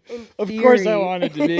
Everybody wants to be a board sport person. In theory, it would have been cool, but yeah, board sports are so cool. I know. I'm like snowboarding. If I could do one thing for the rest of my life, just on loop, it would be snowboarding. That's amazing. It's so magical. Very magical. Like even when I would get a moment before I would eat shit, I would feel just a little taste of the magic. I would be like, wow. It's so addictive. I'm in yet out of control at the same time. It's so beautiful, isn't it? You're floating. The adrenaline. Yeah, You're present. Yeah, you're fucking present. You're like, oh my God. Yeah. See, part of my problem, though, and this is something that I'm working on, is that I can't play it cool, and I'm working on that. Yeah, same. And that's what happened. Like, I would get that feeling, and then I would get too excited, and then I would eat shit. You fly too close to the sun. Mm-hmm. But that's how you learn. Yeah. Yeah. You try. The thing is, you're trying new things. That's good. I think. Big fan of trying new things. Sorry, is there a fly in here? I fucking hate the flies. Yeah, it's a gnat, I think. But my sister ate a banana in here a week ago. I know she just threw it in the garbage. I thought that was gonna have a gnat on it when she ate it. No, you're just saying. Like, no, there's a peel under the couch. Wouldn't it be crazy if she was just like? Wouldn't put it past her. I would just be like, and then just put a peel under my couch. That would be crazy. No, she put it in the garbage. But like, with any type of like fruit rind, I feel like you have to immediately get rid of it. It's like it's compost. Yeah, exactly. Back to snowboarding. Yeah. I would do it again. I think I just need to go where we got some POW, and then I'll be... And the Midwest sucks for that. I'm never opposed. Well, I did have pads on my ass, but I saw a lot of people... butt pads? Yeah, I had butt pads. not like the turtle plush thing that people were wearing. I don't know what that is. Some people were wearing a stuffed animal attached to their ass, and I was like, really? Yeah. Wow, that's a strat. Yeah. No, it's like a thing that you buy, that you can buy. But I had hidden butt pads in my thing, but I was still... See, it wasn't even my ass. It was like, I felt like I was hitting my tailbone. Yeah. That shit, I was like, when will that end? My ass is honestly like an asset. No pun intended. But like when I would fall, I have such a bony butt that it was like 2 razor blades or like 2 like anchors into the snow, so it'd slow me down. So it'd slow you down. Okay, if you had like a good, big rump, like you could just hurt. like that'd just be like a. Well, the rump would slow you down. It's like the bigger the snowball. But there's a way to fall on your butt and it doesn't hurt. Where you like slide really fast. Yeah. I've also been taught that learning how to fall is very important, and that's like everything in life. Literally, it really is. It's all about learning. We're always being tested, and it's all about learning how to fall. Why do we fall, Bruce? So we can get back up. My sophomore year of college lacrosse was ruined because of snowboarding. Really? Because I went snowboarding by myself because I was so addicted to snowboarding. And I only went like when I could, but it was like this shitty Wisconsin place, and I was in the this, what's it called, like a skate park, like the park area where there's like you can like grind on rails and go off jumps and stuff. Yeah. Mm-hmm. Oh, so yeah. I was doing like, what's that called? It has a fun little name. What is the name? The terrain zone? Yeah, I think it's. Did I just snipe that? I think it is. I was in the terrain zone, and it was so cool because we had just gotten fresh POW, and lucky bastard, just gotten fresh POW. What I would have killed for some of that POW. Yeah, I mean, before that I'd only snowboarded in the Northeast in Vermont on Killington. And so we had a lot of ice. Yeah. So I learned on ice, but I'm happy because good for you. That makes you a better rider. I'm sure. Yeah. But fucking, I went to this place and I would like try to like grind on this rail for as long as I could. I would like go over like the little flat one. I would do 180s, ride switch. Just like literally like just trying to get better because it was interesting to me. Yeah. And then there was like this really big jump at the end, and the size of the jump was just how much speed you want to take into it. Mm-hmm. So I just was not taking like any real speed because it was one of those jumps where like it's here, but it just goes down after that. Mm-hmm. It's not like putting you up; you're just like falling. It's just like a cliff. Yeah. And for like one run, for no reason, I just hit it with. Almost terminal velocity. I hit it so fast. Sorry, are these windows going to be a problem? No. The chewing, yeah. No, but I went like really fast off this jump, and I just got a crazy amount of airtime. Like, and obviously, if there was like a video of it, you'd be like, you went 2 feet. But like for me, it felt like I remember I had enough time to like go like this with my arms, like do the windmills, and then I landed. But I wasn't confident. They call it like bolts because you're supposed to land right over your feet. And I leaned on the back because I was scared. And this knee like buckled inward or outward. It buckled like in like that. Fuck. And it literally ended my season. Damn. My lacrosse season. I literally I heard a pop. But you know what's fucked up? It wasn't even a torn ligament or anything. It was just a really bad bone bruise. Damn. So it makes no sense. So there shouldn't have been a pop. But like I had all the symptoms and it just never went away. I literally came off IR. I was injured, but I guess it is IR. So I came off IR, and then the next practice I took a shot directly to the knee. Of course, where it happened, and I just was out the rest of the season. That sucks. It was, and then the next year, and then 2 years after that, the next year, when I was a senior, I broke my hand 3 games in, and it ended my season. Do you still have problems with your knee and your hand because of it? Well, I mean, you can't this cross. hurts a lot. Yeah. And also in climbing, my knees are so bad.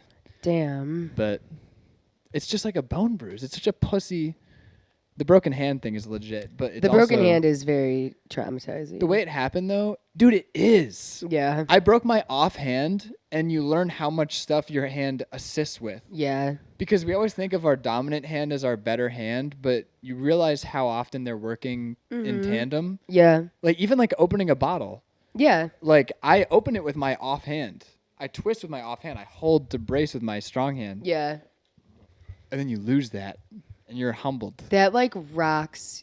It was Any fucked up. injury like rocks your world. It does. Like It's like being sick, where you're just like, what is it like to not be sick? You just, I always am like that. oh yeah, you really But you never, you really appreciate it. you're never present. But that's the thing about being present. Here's the thing about being present is when you're present, you don't appreciate what you've got. You're not practicing gratitude. Gotta practice. That was one thing when I started trying to be a better person. Is my goddamn gratitude list.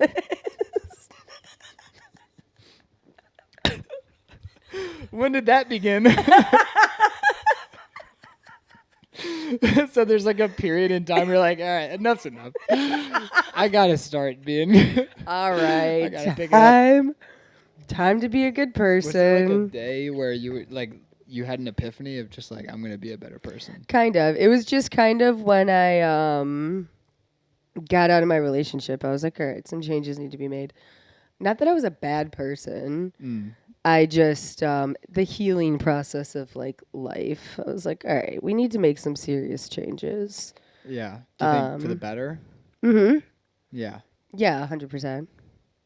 Yeah.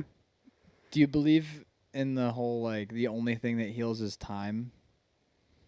No.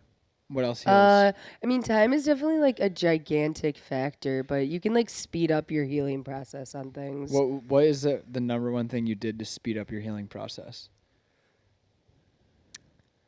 I mean, I'm still like out of whack. I wouldn't act like the process is over. But there's not like a thing, like an activity or a thing that you do that You just helps. Yeah, not. I don't know if this sounds bad. Not focusing on it so much is helpful, but to me, that it was almost an out of sight, out of mind with a lot of things. Where then time coupled with that. You're saying like ignorance? Yeah, kind of. Ignorance is bliss. Yeah, kind of. Yeah. Kind of. You can just but yeah, if you like just are as honest with yourself and others as you can possibly be, then that definitely speeds it up. Is there Putting like things like right in front of your face of being like, all right. What's an example of that?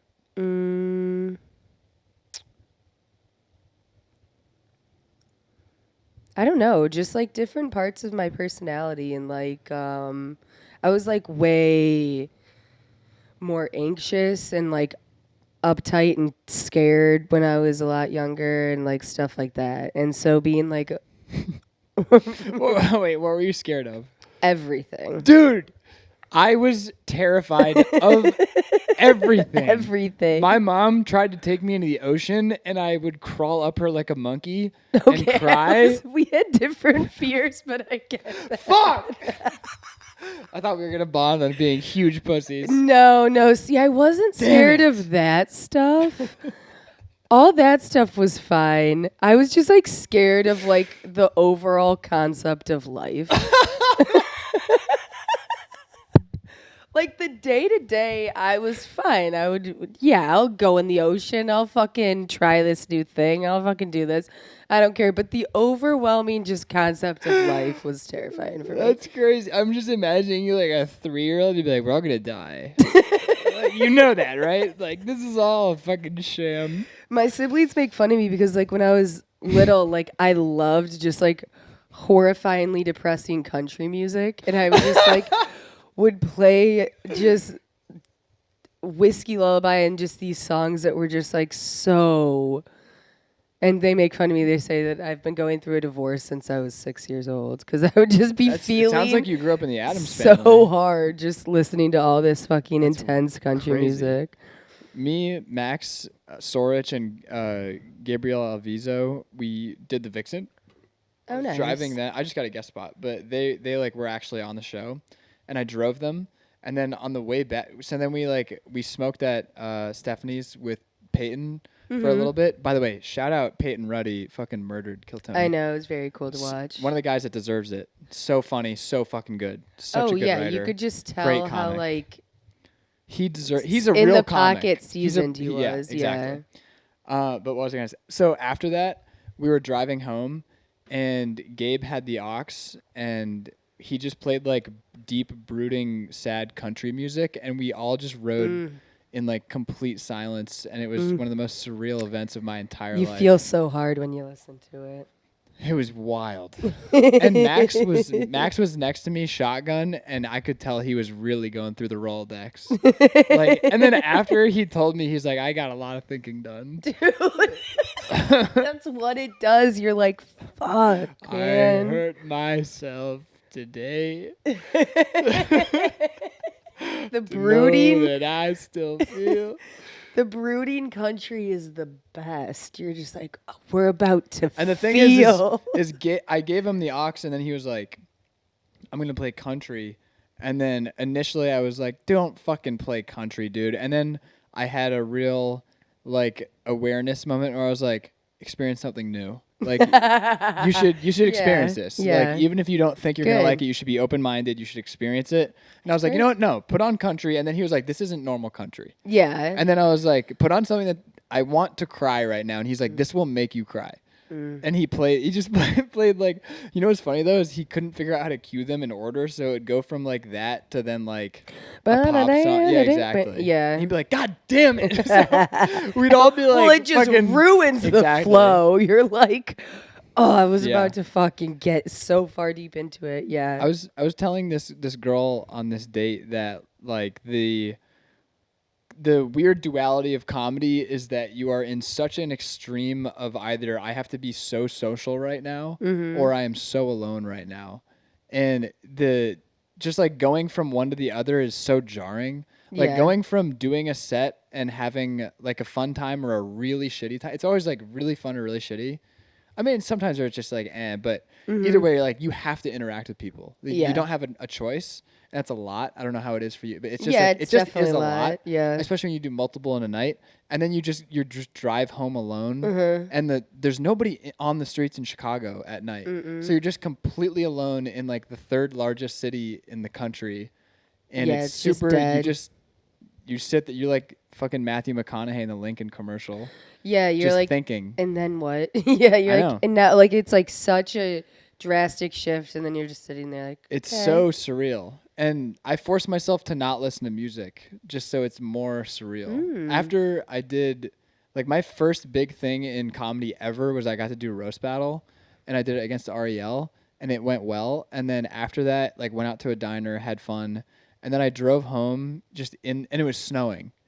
And so all the roads were completely blanketed, but it was just like that perfect white sheet. Oh, it's so And it was the snow that comes down and just like slowly fades into the windshield. It's so nice, and that's the best and air, I just too. savored that drive. It was so amazing. Nice. That's a very nice so one. amazing. Yeah, those are definitely, that's the best drive home. It's like... It's mesmerizing. It's dangerous. Just coming in. Snow in the windshield at night is like, feels like it's lulling you into complacency. Oh, yeah. Oh, yeah. It's very nice. Yeah, the quiet outside is very... My brother would always say growing up, he would be like, it's not scary when there's snow on the ground at night. Because the moonlight would reflect off the snow, so it would be brighter out. Yeah. But I was always so afraid of the dark, as I think most people are. But like I do remember when it was winter, and I would like walk outside. It was just always like, I don't feel like I'm gonna get attacked by a ghoul or a goblin. Yeah, it's peaceful. Yeah, it's like serene. Yeah, it's quiet. So what scares you about the dark? Ghouls and goblins? I don't know what it I had like a really, really bad sleep paralysis when I was a really tiny kid. I was like 4 or 5, and I was sleeping in my bed, and then I rolled over and I woke up and I was fully awake, and then like this monster that had like a very sharp triangular all black head just moved its head up, and it had like these yellow burning eyes, and it was just right there. And I just was like screaming, and it was the scariest thing ever. And then I snapped out of it, and it was like my brother in front of me. But standing there? Never fucking. Did you share a room with one of your siblings? Yeah, my brother. Nice. And is he who you're closest with, or what's your? He's my twin, so. Oh, I forgot you're a twin. Yeah. So it's like I got like a built-in like bud. Yeah, yeah. My sisters are twins. That's huge. Yeah. Yeah, I feel bad for you. Because it was always me and my brother versus my sister. It was like a built-in teammate. There was 5 of us, and we definitely all switched teams all the time. That's funny. They were switching allegiances. It's like you're in Survivor. For sure, we switched allegiances. Were there times where you were like, these are the golden ages, and then other times where you were like, the plague is nigh? Kind of, yeah. Especially when like we were going through high school and stuff. But my little sister I shared a room with, and she's my direct buddy. Like, yeah. NIQQA.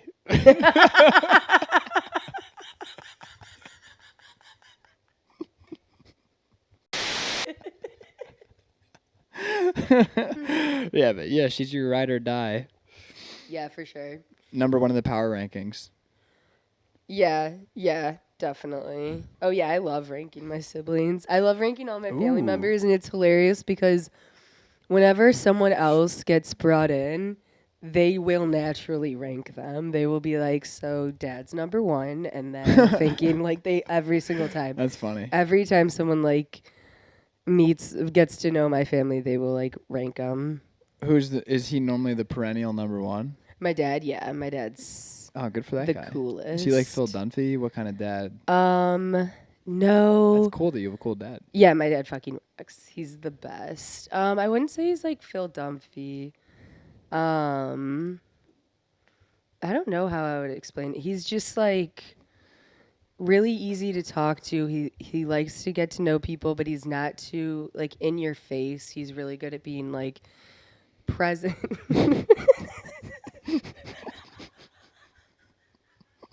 God damn it. Yeah. I'm like fucking Emmett.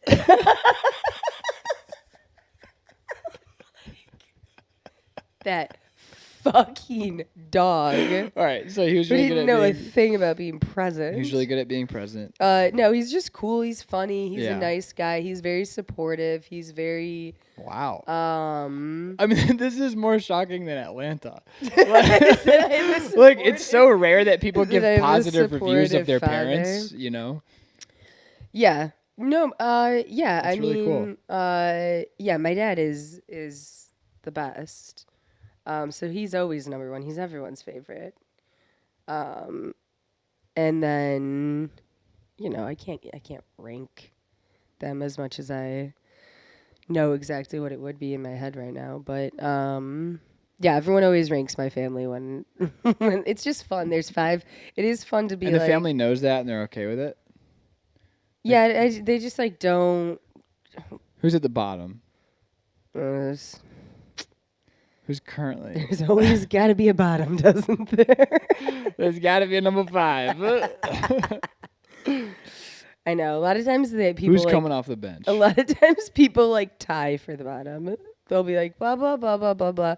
And then these 3 on the bottom. Yeah. Like, Yeah, that's a safe way to do it. Yeah. Yeah. There's a lump of, I don't like. Yeah. It's like banging, and then Yeah. No, they're all great. They're all great. They're there are no bottoms. They're all number 1. in my All heart. number 1s. That's funny. You're doing PR now. I know. I'm like, sorry, guys. Backpedal. No, but my dad will always be number 1, and no one would ever.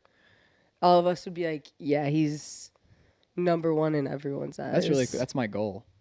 My sister loves to be like, I'm your favorite sister. because she's our only sister. Oh yeah. She loves to just do like stupid shit like that, dude. move. You and my sister, if she ever visits, me and my sister should absolutely hang out. I think we would have a very fun time. Hell yeah. She likes to like find little bullshit loopholes to things. Okay. And then like shove them in your face. Okay. Like when she was 2 years older, but there was like she had a May birthday and we had a June. So there was like a month period where she'd be like, I'm 3 years older than you.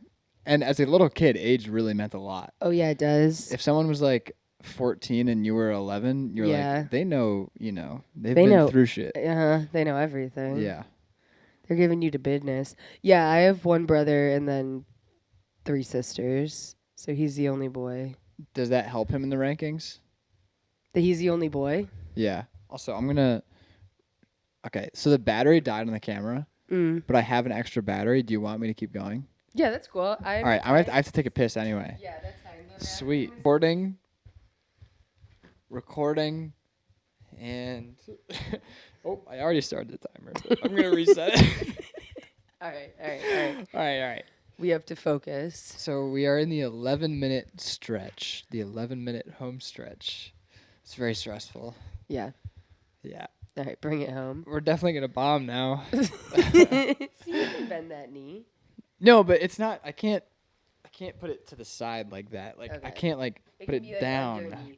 I can't do crisscross applesauce and You sit up. people can. What? Crisscross applesauce. Well, I did a yoga class and all these old ladies were doing it, and I was like, I should definitely crisscross applesauce and sit up. But can you like be comfortable? I mean, I like wouldn't I'm do. so I don't gay, know dude. how long the stretches of hear time that would pop? be. Yeah. I fall back like this. Yeah. And there's like constant tension in my knees. Like this physically hurts right now. Yeah, I don't love this. This wouldn't be like my choice. There were some fucking kids in like 3rd grade who would do the thing where like they put like their leg like this foot on this thigh. Yeah, it's Do you because they were remember that? autistic. Yeah. They were hypermobile. Yeah, with their Merrill boots. They were their cargo hypermobile and short? autistic, so Yeah, I it have to felt release. good I to can't like do that. overly stretch things. God damn. Yeah. I had a really scary autistic kid who I was really good friends with, named Wyatt. Wyatt. And why was Wyatt scary? he would like threaten to murder everyone. Oh, I loved those ones. But he was very like outward about it, and he was like he wouldn't act well. He would like have these really wild temper tantrums that cleared out the classroom. But the cool thing is that I was like, for some reason, I don't even know how it happened, but I like was one of his, if not his best friend. Yeah. And when we were like 7 and 8 years old, and he would have like these wild temper tantrums. I was kind of like his like golden retriever dog that like calmed him down. You were his service animal? Literally, like, there was a day where he freaked out. He freaked the fuck out. And everybody like left, like was in like a corner of the thing that makes me imagine this event the most is that picture of Chris Pratt in Jurassic World with the 2 velociraptors where he's like steady. Yeah. Because it literally was like there was a bomb and they sent me to defuse it. Like they literally were like, Harry, can you deal with this? And I was like, I got it. And I was the one who walked up. He literally like, in our 2nd grade class one day, he just like started freaking out. He broke his pencil. He started screaming, and then he just flipped over his desk in the front row, and everybody was like, "Oh my fucking god!" And then I had to be like, "It's okay." Yeah, you had to come in. And then we all wished we could do it. He was just the only Exactly. one that actually had the balls. I know. And then, but the problem with that is that there were, unfortunately, you'd go to the fucking principal's office. Yeah. But then they'd be like, Harry, you walk him to the principal's office. But what I did with him, like, and I got away with this like 70% of the time it worked, is we would walk like 75% of the way down the hallway, and then I would stop him, and I'd be like, think about it. I know you just freaked out, but like your parents are going to get involved. It's going to be a whole thing. We should just turn back. Like we should just calm down. And, like, it's really going to be okay, and we should just turn back because otherwise it's going to be, like, a whole thing, and they're going to call your mom. Yeah. And, like, most of the time he would be like, okay. Yeah, like it would be yeah. like the Hulk That's on the great. come down. Yeah. And then I'd walk him back to the classroom and it would be okay. But then Yeah. sometimes I would walk him back and he would freak out again. You'd have to So stop they're like, again. you brought him back. But You brought. we both bonded Harry. over Lego Star Wars and, you know. Oh, that's great. Yeah. No, he was learning. A lot of people have temper tantrums in all sorts of different ways. Have you ever thrown a temper tantrum? Well, you definitely have. When was the last temper tantrum that you threw? What are we defining as the temper tantrum? It's up to you, sister. Probably the last temper tantrum I threw was like, is a temper tantrum when you get like unnecessarily upset about something? Yeah, sure. That's kind of and what you, I like, call. it manifests into some kind of action. Yeah, that's what I like. Even when like people start yelling and stuff, it's like that's a temper tantrum. Oh my God, yeah. Yeah. So the last temper tantrum I had was probably In the shower, I was thinking about Emmett. Right. No, that didn't. Well, I don't have temper. Like all my temper tantrums were like with like if it was like a sister or partner, like when you get like mad at someone, that I conclude that as a temper tantrum. Mm-hmm. So I think my last one was maybe 4 years ago or something, 4.5, 5. I don't know, something in that realm of when I used to have a little temper tantrum. Yeah. So then what do you so you just answered your own question of what do you define as a temper tantrum. So now what is that? Like, did you like throw a vase against the wall? What happened? Yeah, I would like yell and like sometimes Whoa. throw stuff. You threw shit? Sometimes, yeah. What'd you throw? I mean, all sorts of stuff. Mostly or like architectural.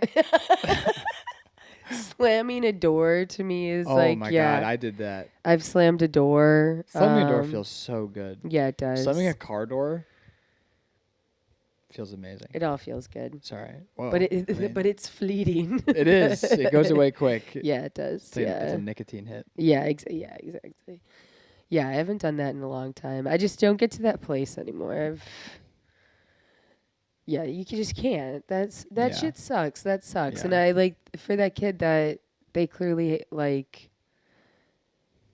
That was great that they had someone like you to like because that's what you need. You just need like logic and understanding when you're getting like overwhelmed and worked up and like want to act out. You need like logic and understanding of like, hey, you don't need like judgment. Like that was you dealt with it in like the perfect de-escalating type of way, removing him from like the factors like of what was upsetting him, giving him a minute. Yeah. We've all felt the blind rage before. You just can't get to the blind rage. My last blind rage was 2 days ago. You blind raged? Wait, what day of the week is it? Saturday? Yeah, it was Thursday. Who's the president? What day of the week is it? Oh, fuck. Do you know who I am? It was horrible. I was such a little baby. Your blind rage? Yeah. Yeah, what happened? I got out of work. Work was just like annoying and long. I got out of work and I had to work on this screenplay that I like really have to fucking submit by or like submit soon. And it was just like consuming me. I was literally typing it at work and then after I wanted to do it. And then I went home and I was like, I have a steak that I'm going to make and I'm really excited about it. Nice. And I was like, this is going to make everything better. Mm-hmm. And then I had been like defrosting the steak all day and I pulled it out and I dried it off and I put it in the fridge for a little bit. So then it like the salt would be better and all that stuff. And I really was like, this is like my relaxation. Yeah. And this is like my break. But I realized after I dried it that I was out of salt and it was like 11:30 at night. And I just had to I like went on a witch hunt for salt. And then I realized that I had misplaced my wallet and I didn't have like a way to pay on my phone. Oh, that sucks. But I eventually, after like an hour, figured out to pay with PayPal on my phone at a Walgreens, and I got salt, and I made the steak, but then I had burned like a full hour. But in my car, and also I was like catastrophizing about like. This is what your blind rage is, just feeling like. Well, no, I'm gonna get to the actual rage. So I'm. This is the build up. So then also I was like, I get it. You're saying I was just like, I'm so in my head about comedy and like the screenplay and comedy. It's like I had one good set and now I just suck and I suck and I suck. And I just am not doing enough. I'm not writing. And then screenplay was like, I haven't done this. And even when I do it, it's going to go into the ether and nothing's going to happen. I'm just wasting my time doing it. And then I fucking like, that's just like, this is so embarrassing. But I've had, and this has happened multiple moments in comedy where I just like slam my fucking passenger seat super hard. And I just get so fucking mad that I have to like physically, happens when I lose in video games, honestly. But just like, felt all that, yeah. In college one time, and it was when I broke my hand and I like lost my season, and I just couldn't deal with that. Like it just was like all I cared about was my senior season, and then I was into the real world, and it was like the real stuff started. But I was like, I really want to do this. I really want to be a starter for a full year in college, and it didn't happen. Yeah. And it wasn't even something that it was out of my control, which was the most frustrating thing. It was like I felt like I did everything that I should have done to get there. And there was one night where I went into my car and I just screamed as loud as I could for like half an hour. And I came inside and I thought nobody ever heard me. And then like a year and a half later, my roommate was like, we all heard you in your car. We all heard you freaking the fuck out in the fucking driveway. And then I walked back in. Because when I walked back in, they were like, what's up, dude? And I was like, yeah, what's up? Yeah. Yeah. Whatever. You didn't need Yeah. You should not have known in that moment that they heard you. You needed to do that. That totally that physical release. Yeah, I'm trying to think of the last time I had one of those. No, it's like not No, I have them. I have them for sure. Like recently, I definitely have those. Where you've screamed? I have had that physical reaction, but what we were just talking about. My memory is trashed because it happened so, like, I'm sure I was so overwhelmed so recently that like my brain hasn't brought back the memory to me yet. It's like no, we don't have to like be honest with ourselves. Just one day you're gonna wake up and it's gonna be like, you've got mail. I'm like, oh yeah. Fuck. That was the last time I screamed out of anger like a child. Last time I just had enough. There was a kid that I coach in lacrosse and he was crying because other kids were they were like chirping him, and normally he just like comes up, if he does, he like comes up to me and he'll talk to me about it, and I just have to be I just like talk him down from the ledge and be like, it's okay, like they don't mean it, we're all having fun out here. Yeah. And then don't cry. Exactly. And then there was one day where this other coach was like super pissed off because the kids were just being shitheads the entire day. And he was literally like furious about it. And the kid came up to me and he like complained about it, and the other coach overheard it. And he was like, life's hard. I'm sorry. Life's hard. That's you got to get in the next drill now. That's it. But but then the kid looked at me and I was like, he's right. Sorry, man. There's a good it's just balance. the nature of it. Yeah, there's a good balance of like, some things you just got to deal with. Yeah. That's why sports, I'm telling you. Sports are so fucking big. Yeah. Whenever I meet people who don't like sports or don't understand the significance of sports, there's some people that are like, it's normally people that like consider themselves very smart. Yeah. They're like, I just don't see the point of sports. Like, I don't understand why you. It's just like the total disregard. Skills. It's like it's just like a simulation of life. Yeah. It's literally you're just playing a game of life. Yeah. It's a microcosm of the human experience. Mm-hmm. Yep, 100%. You have conflict. You have negotiation. Failure. You have understanding. You have failure. Winning, loss, acceptance, camaraderie, communication. It's just all of this shit. It's just life. It's everything. Yeah, there's so much that expectations. like, letting people down, letting yourself down, obstacles that come out of nowhere. Yeah. Learning, like it's VO2 max. It's everything. It's like, yeah, definitely. And it's like respect and understanding of people. And that like healthy competition is just like so good for you in life. Mm-hmm. And to learn how to work with others. I was talking to a coworker, and he was talking about like playing football, and he's an actor, and he was talking about playing football, and he was like, yeah, like I want to play it, but like I just want to play to have fun. I don't want to like play to win every time. And I just was like, I can't let this go. But I literally was just like, but winning is fun. And he was like, but it's not all about winning. I was like, but it's a lot more fun when you win. Like the whole point is to win, but like it's not, the point isn't to win. It's like the experience that you get out of it. But yeah, but that's not when you're in working the moment. toward a goal. Yeah. Like that's the whole point of the thing is you're collaborating with other people, or you're not, or you're just in a mirror and you're like testing yourself, but you're doing this thing and you're really like trying to accomplish something. Yeah. It's like you have a goal that you're pursuing. Yeah. And you either get it or you don't. And not getting it is more defining than getting it. But you don't care about not getting it if you don't want to get it in the first place.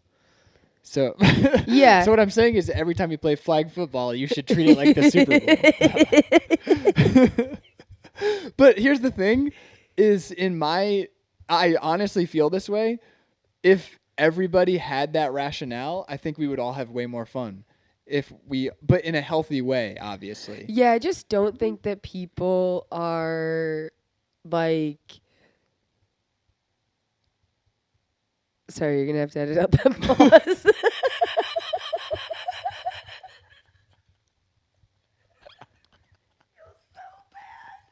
You just ensured that I will not.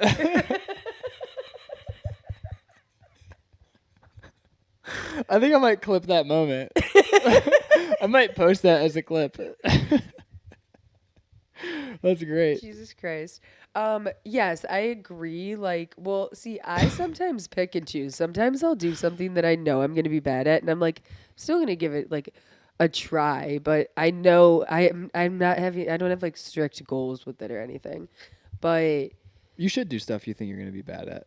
Yeah, I love doing. Yeah, like falling on my face is inevitable, no matter what you do. Scorpioning. Yes, seriously. But stand up, I think, is a lot like swimming because swimming is a technically kind of like an individual sport, but stop it. I thought you were gonna be like, 'cause you might drown. No, but you're right. And also, but it's like an individual thing, and there's like, you have a time, and that's what matters. But while you're doing that stroke, you can look over. No. You can look over in the lane and see the person next to you. Yeah, you can like see like the order while you're swimming underwater. Yeah, but you shouldn't do that. You're not yeah. supposed to look around. I'm saying like the rationale of like a 7-year-old. Yeah, definitely. To be like, what's this motherfucker doing? Definitely don't look around. Well, I was so bad at swimming is because I was just looking at the other people. No, I was just going to say because it is kind of like technically like you do have to like focus on your shit, but there is such a team aspect to it and such like a healthy like that is hard to shut at you again. You're gonna have to fucking A healthy what? Just a healthy balance between like having a competitive mind and always wanting to do well, and like being a part of a team even though you're working on something pretty solo, but not completely solo. Yeah. Like anything you do around other people. I don't know, but a lot of people have like a very good mindset about that, and it's very sweet. I used to joke when I first started like actually meeting in stand up. I used to always be like, it's about the friendship after all. It's all about the friendship. Someone would say something and I'd be like, it's because of the friendship. At the end of the day, it's all about the friendship. I guess it is.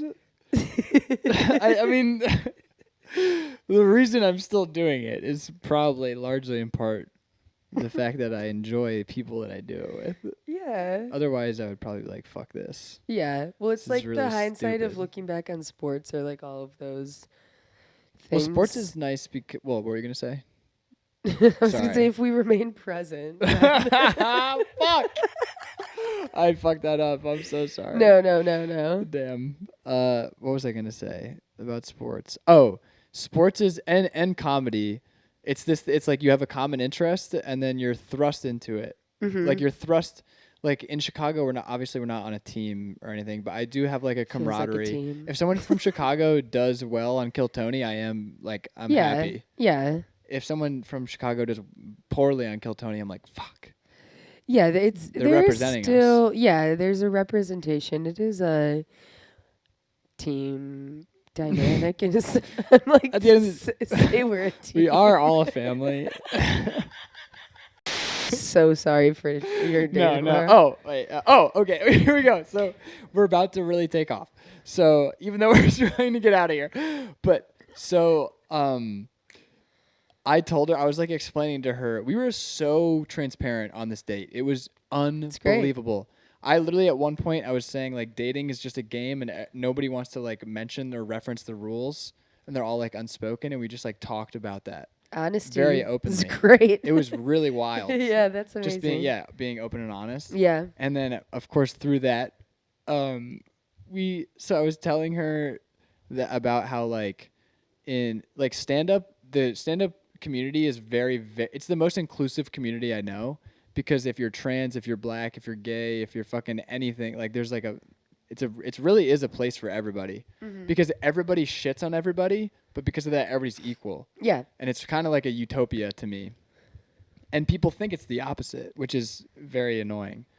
But and it's going to be weird that I wind my way to then saying that. I explained to her, I was like, but also it's like a middle school because there's so much gossip and shit. It's like, we are still like, there's like a lot of mentally ill people and there's just like, it's just like a lot of personality. Yeah. And so there's going to be a lot of gossip and shit like that. And then I was like, and I'll engage in that.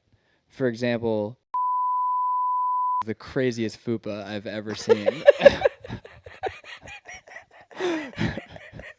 And this girl was like, I can't remember what she said. I think she was like, I don't think I wanted to know that or something like that.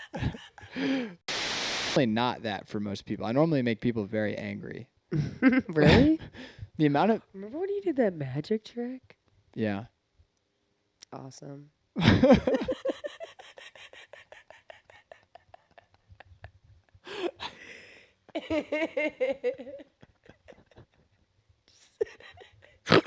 Just reminiscing. Damn it, why am I snorting? It's so gross. Yeah. All right, well. All right, I'm going to leave. All right. It was a lovely conversation. 2:21. All right. Do you have any closing remarks? I think I've said enough. I thought that said Maddie. It says Waffle. So did I. I thought it said Maddie on it too. Oh, nice. But I had a lovely time. Do you have any shows to plug? Dates? Not really. All right. Me neither. Good night, everybody.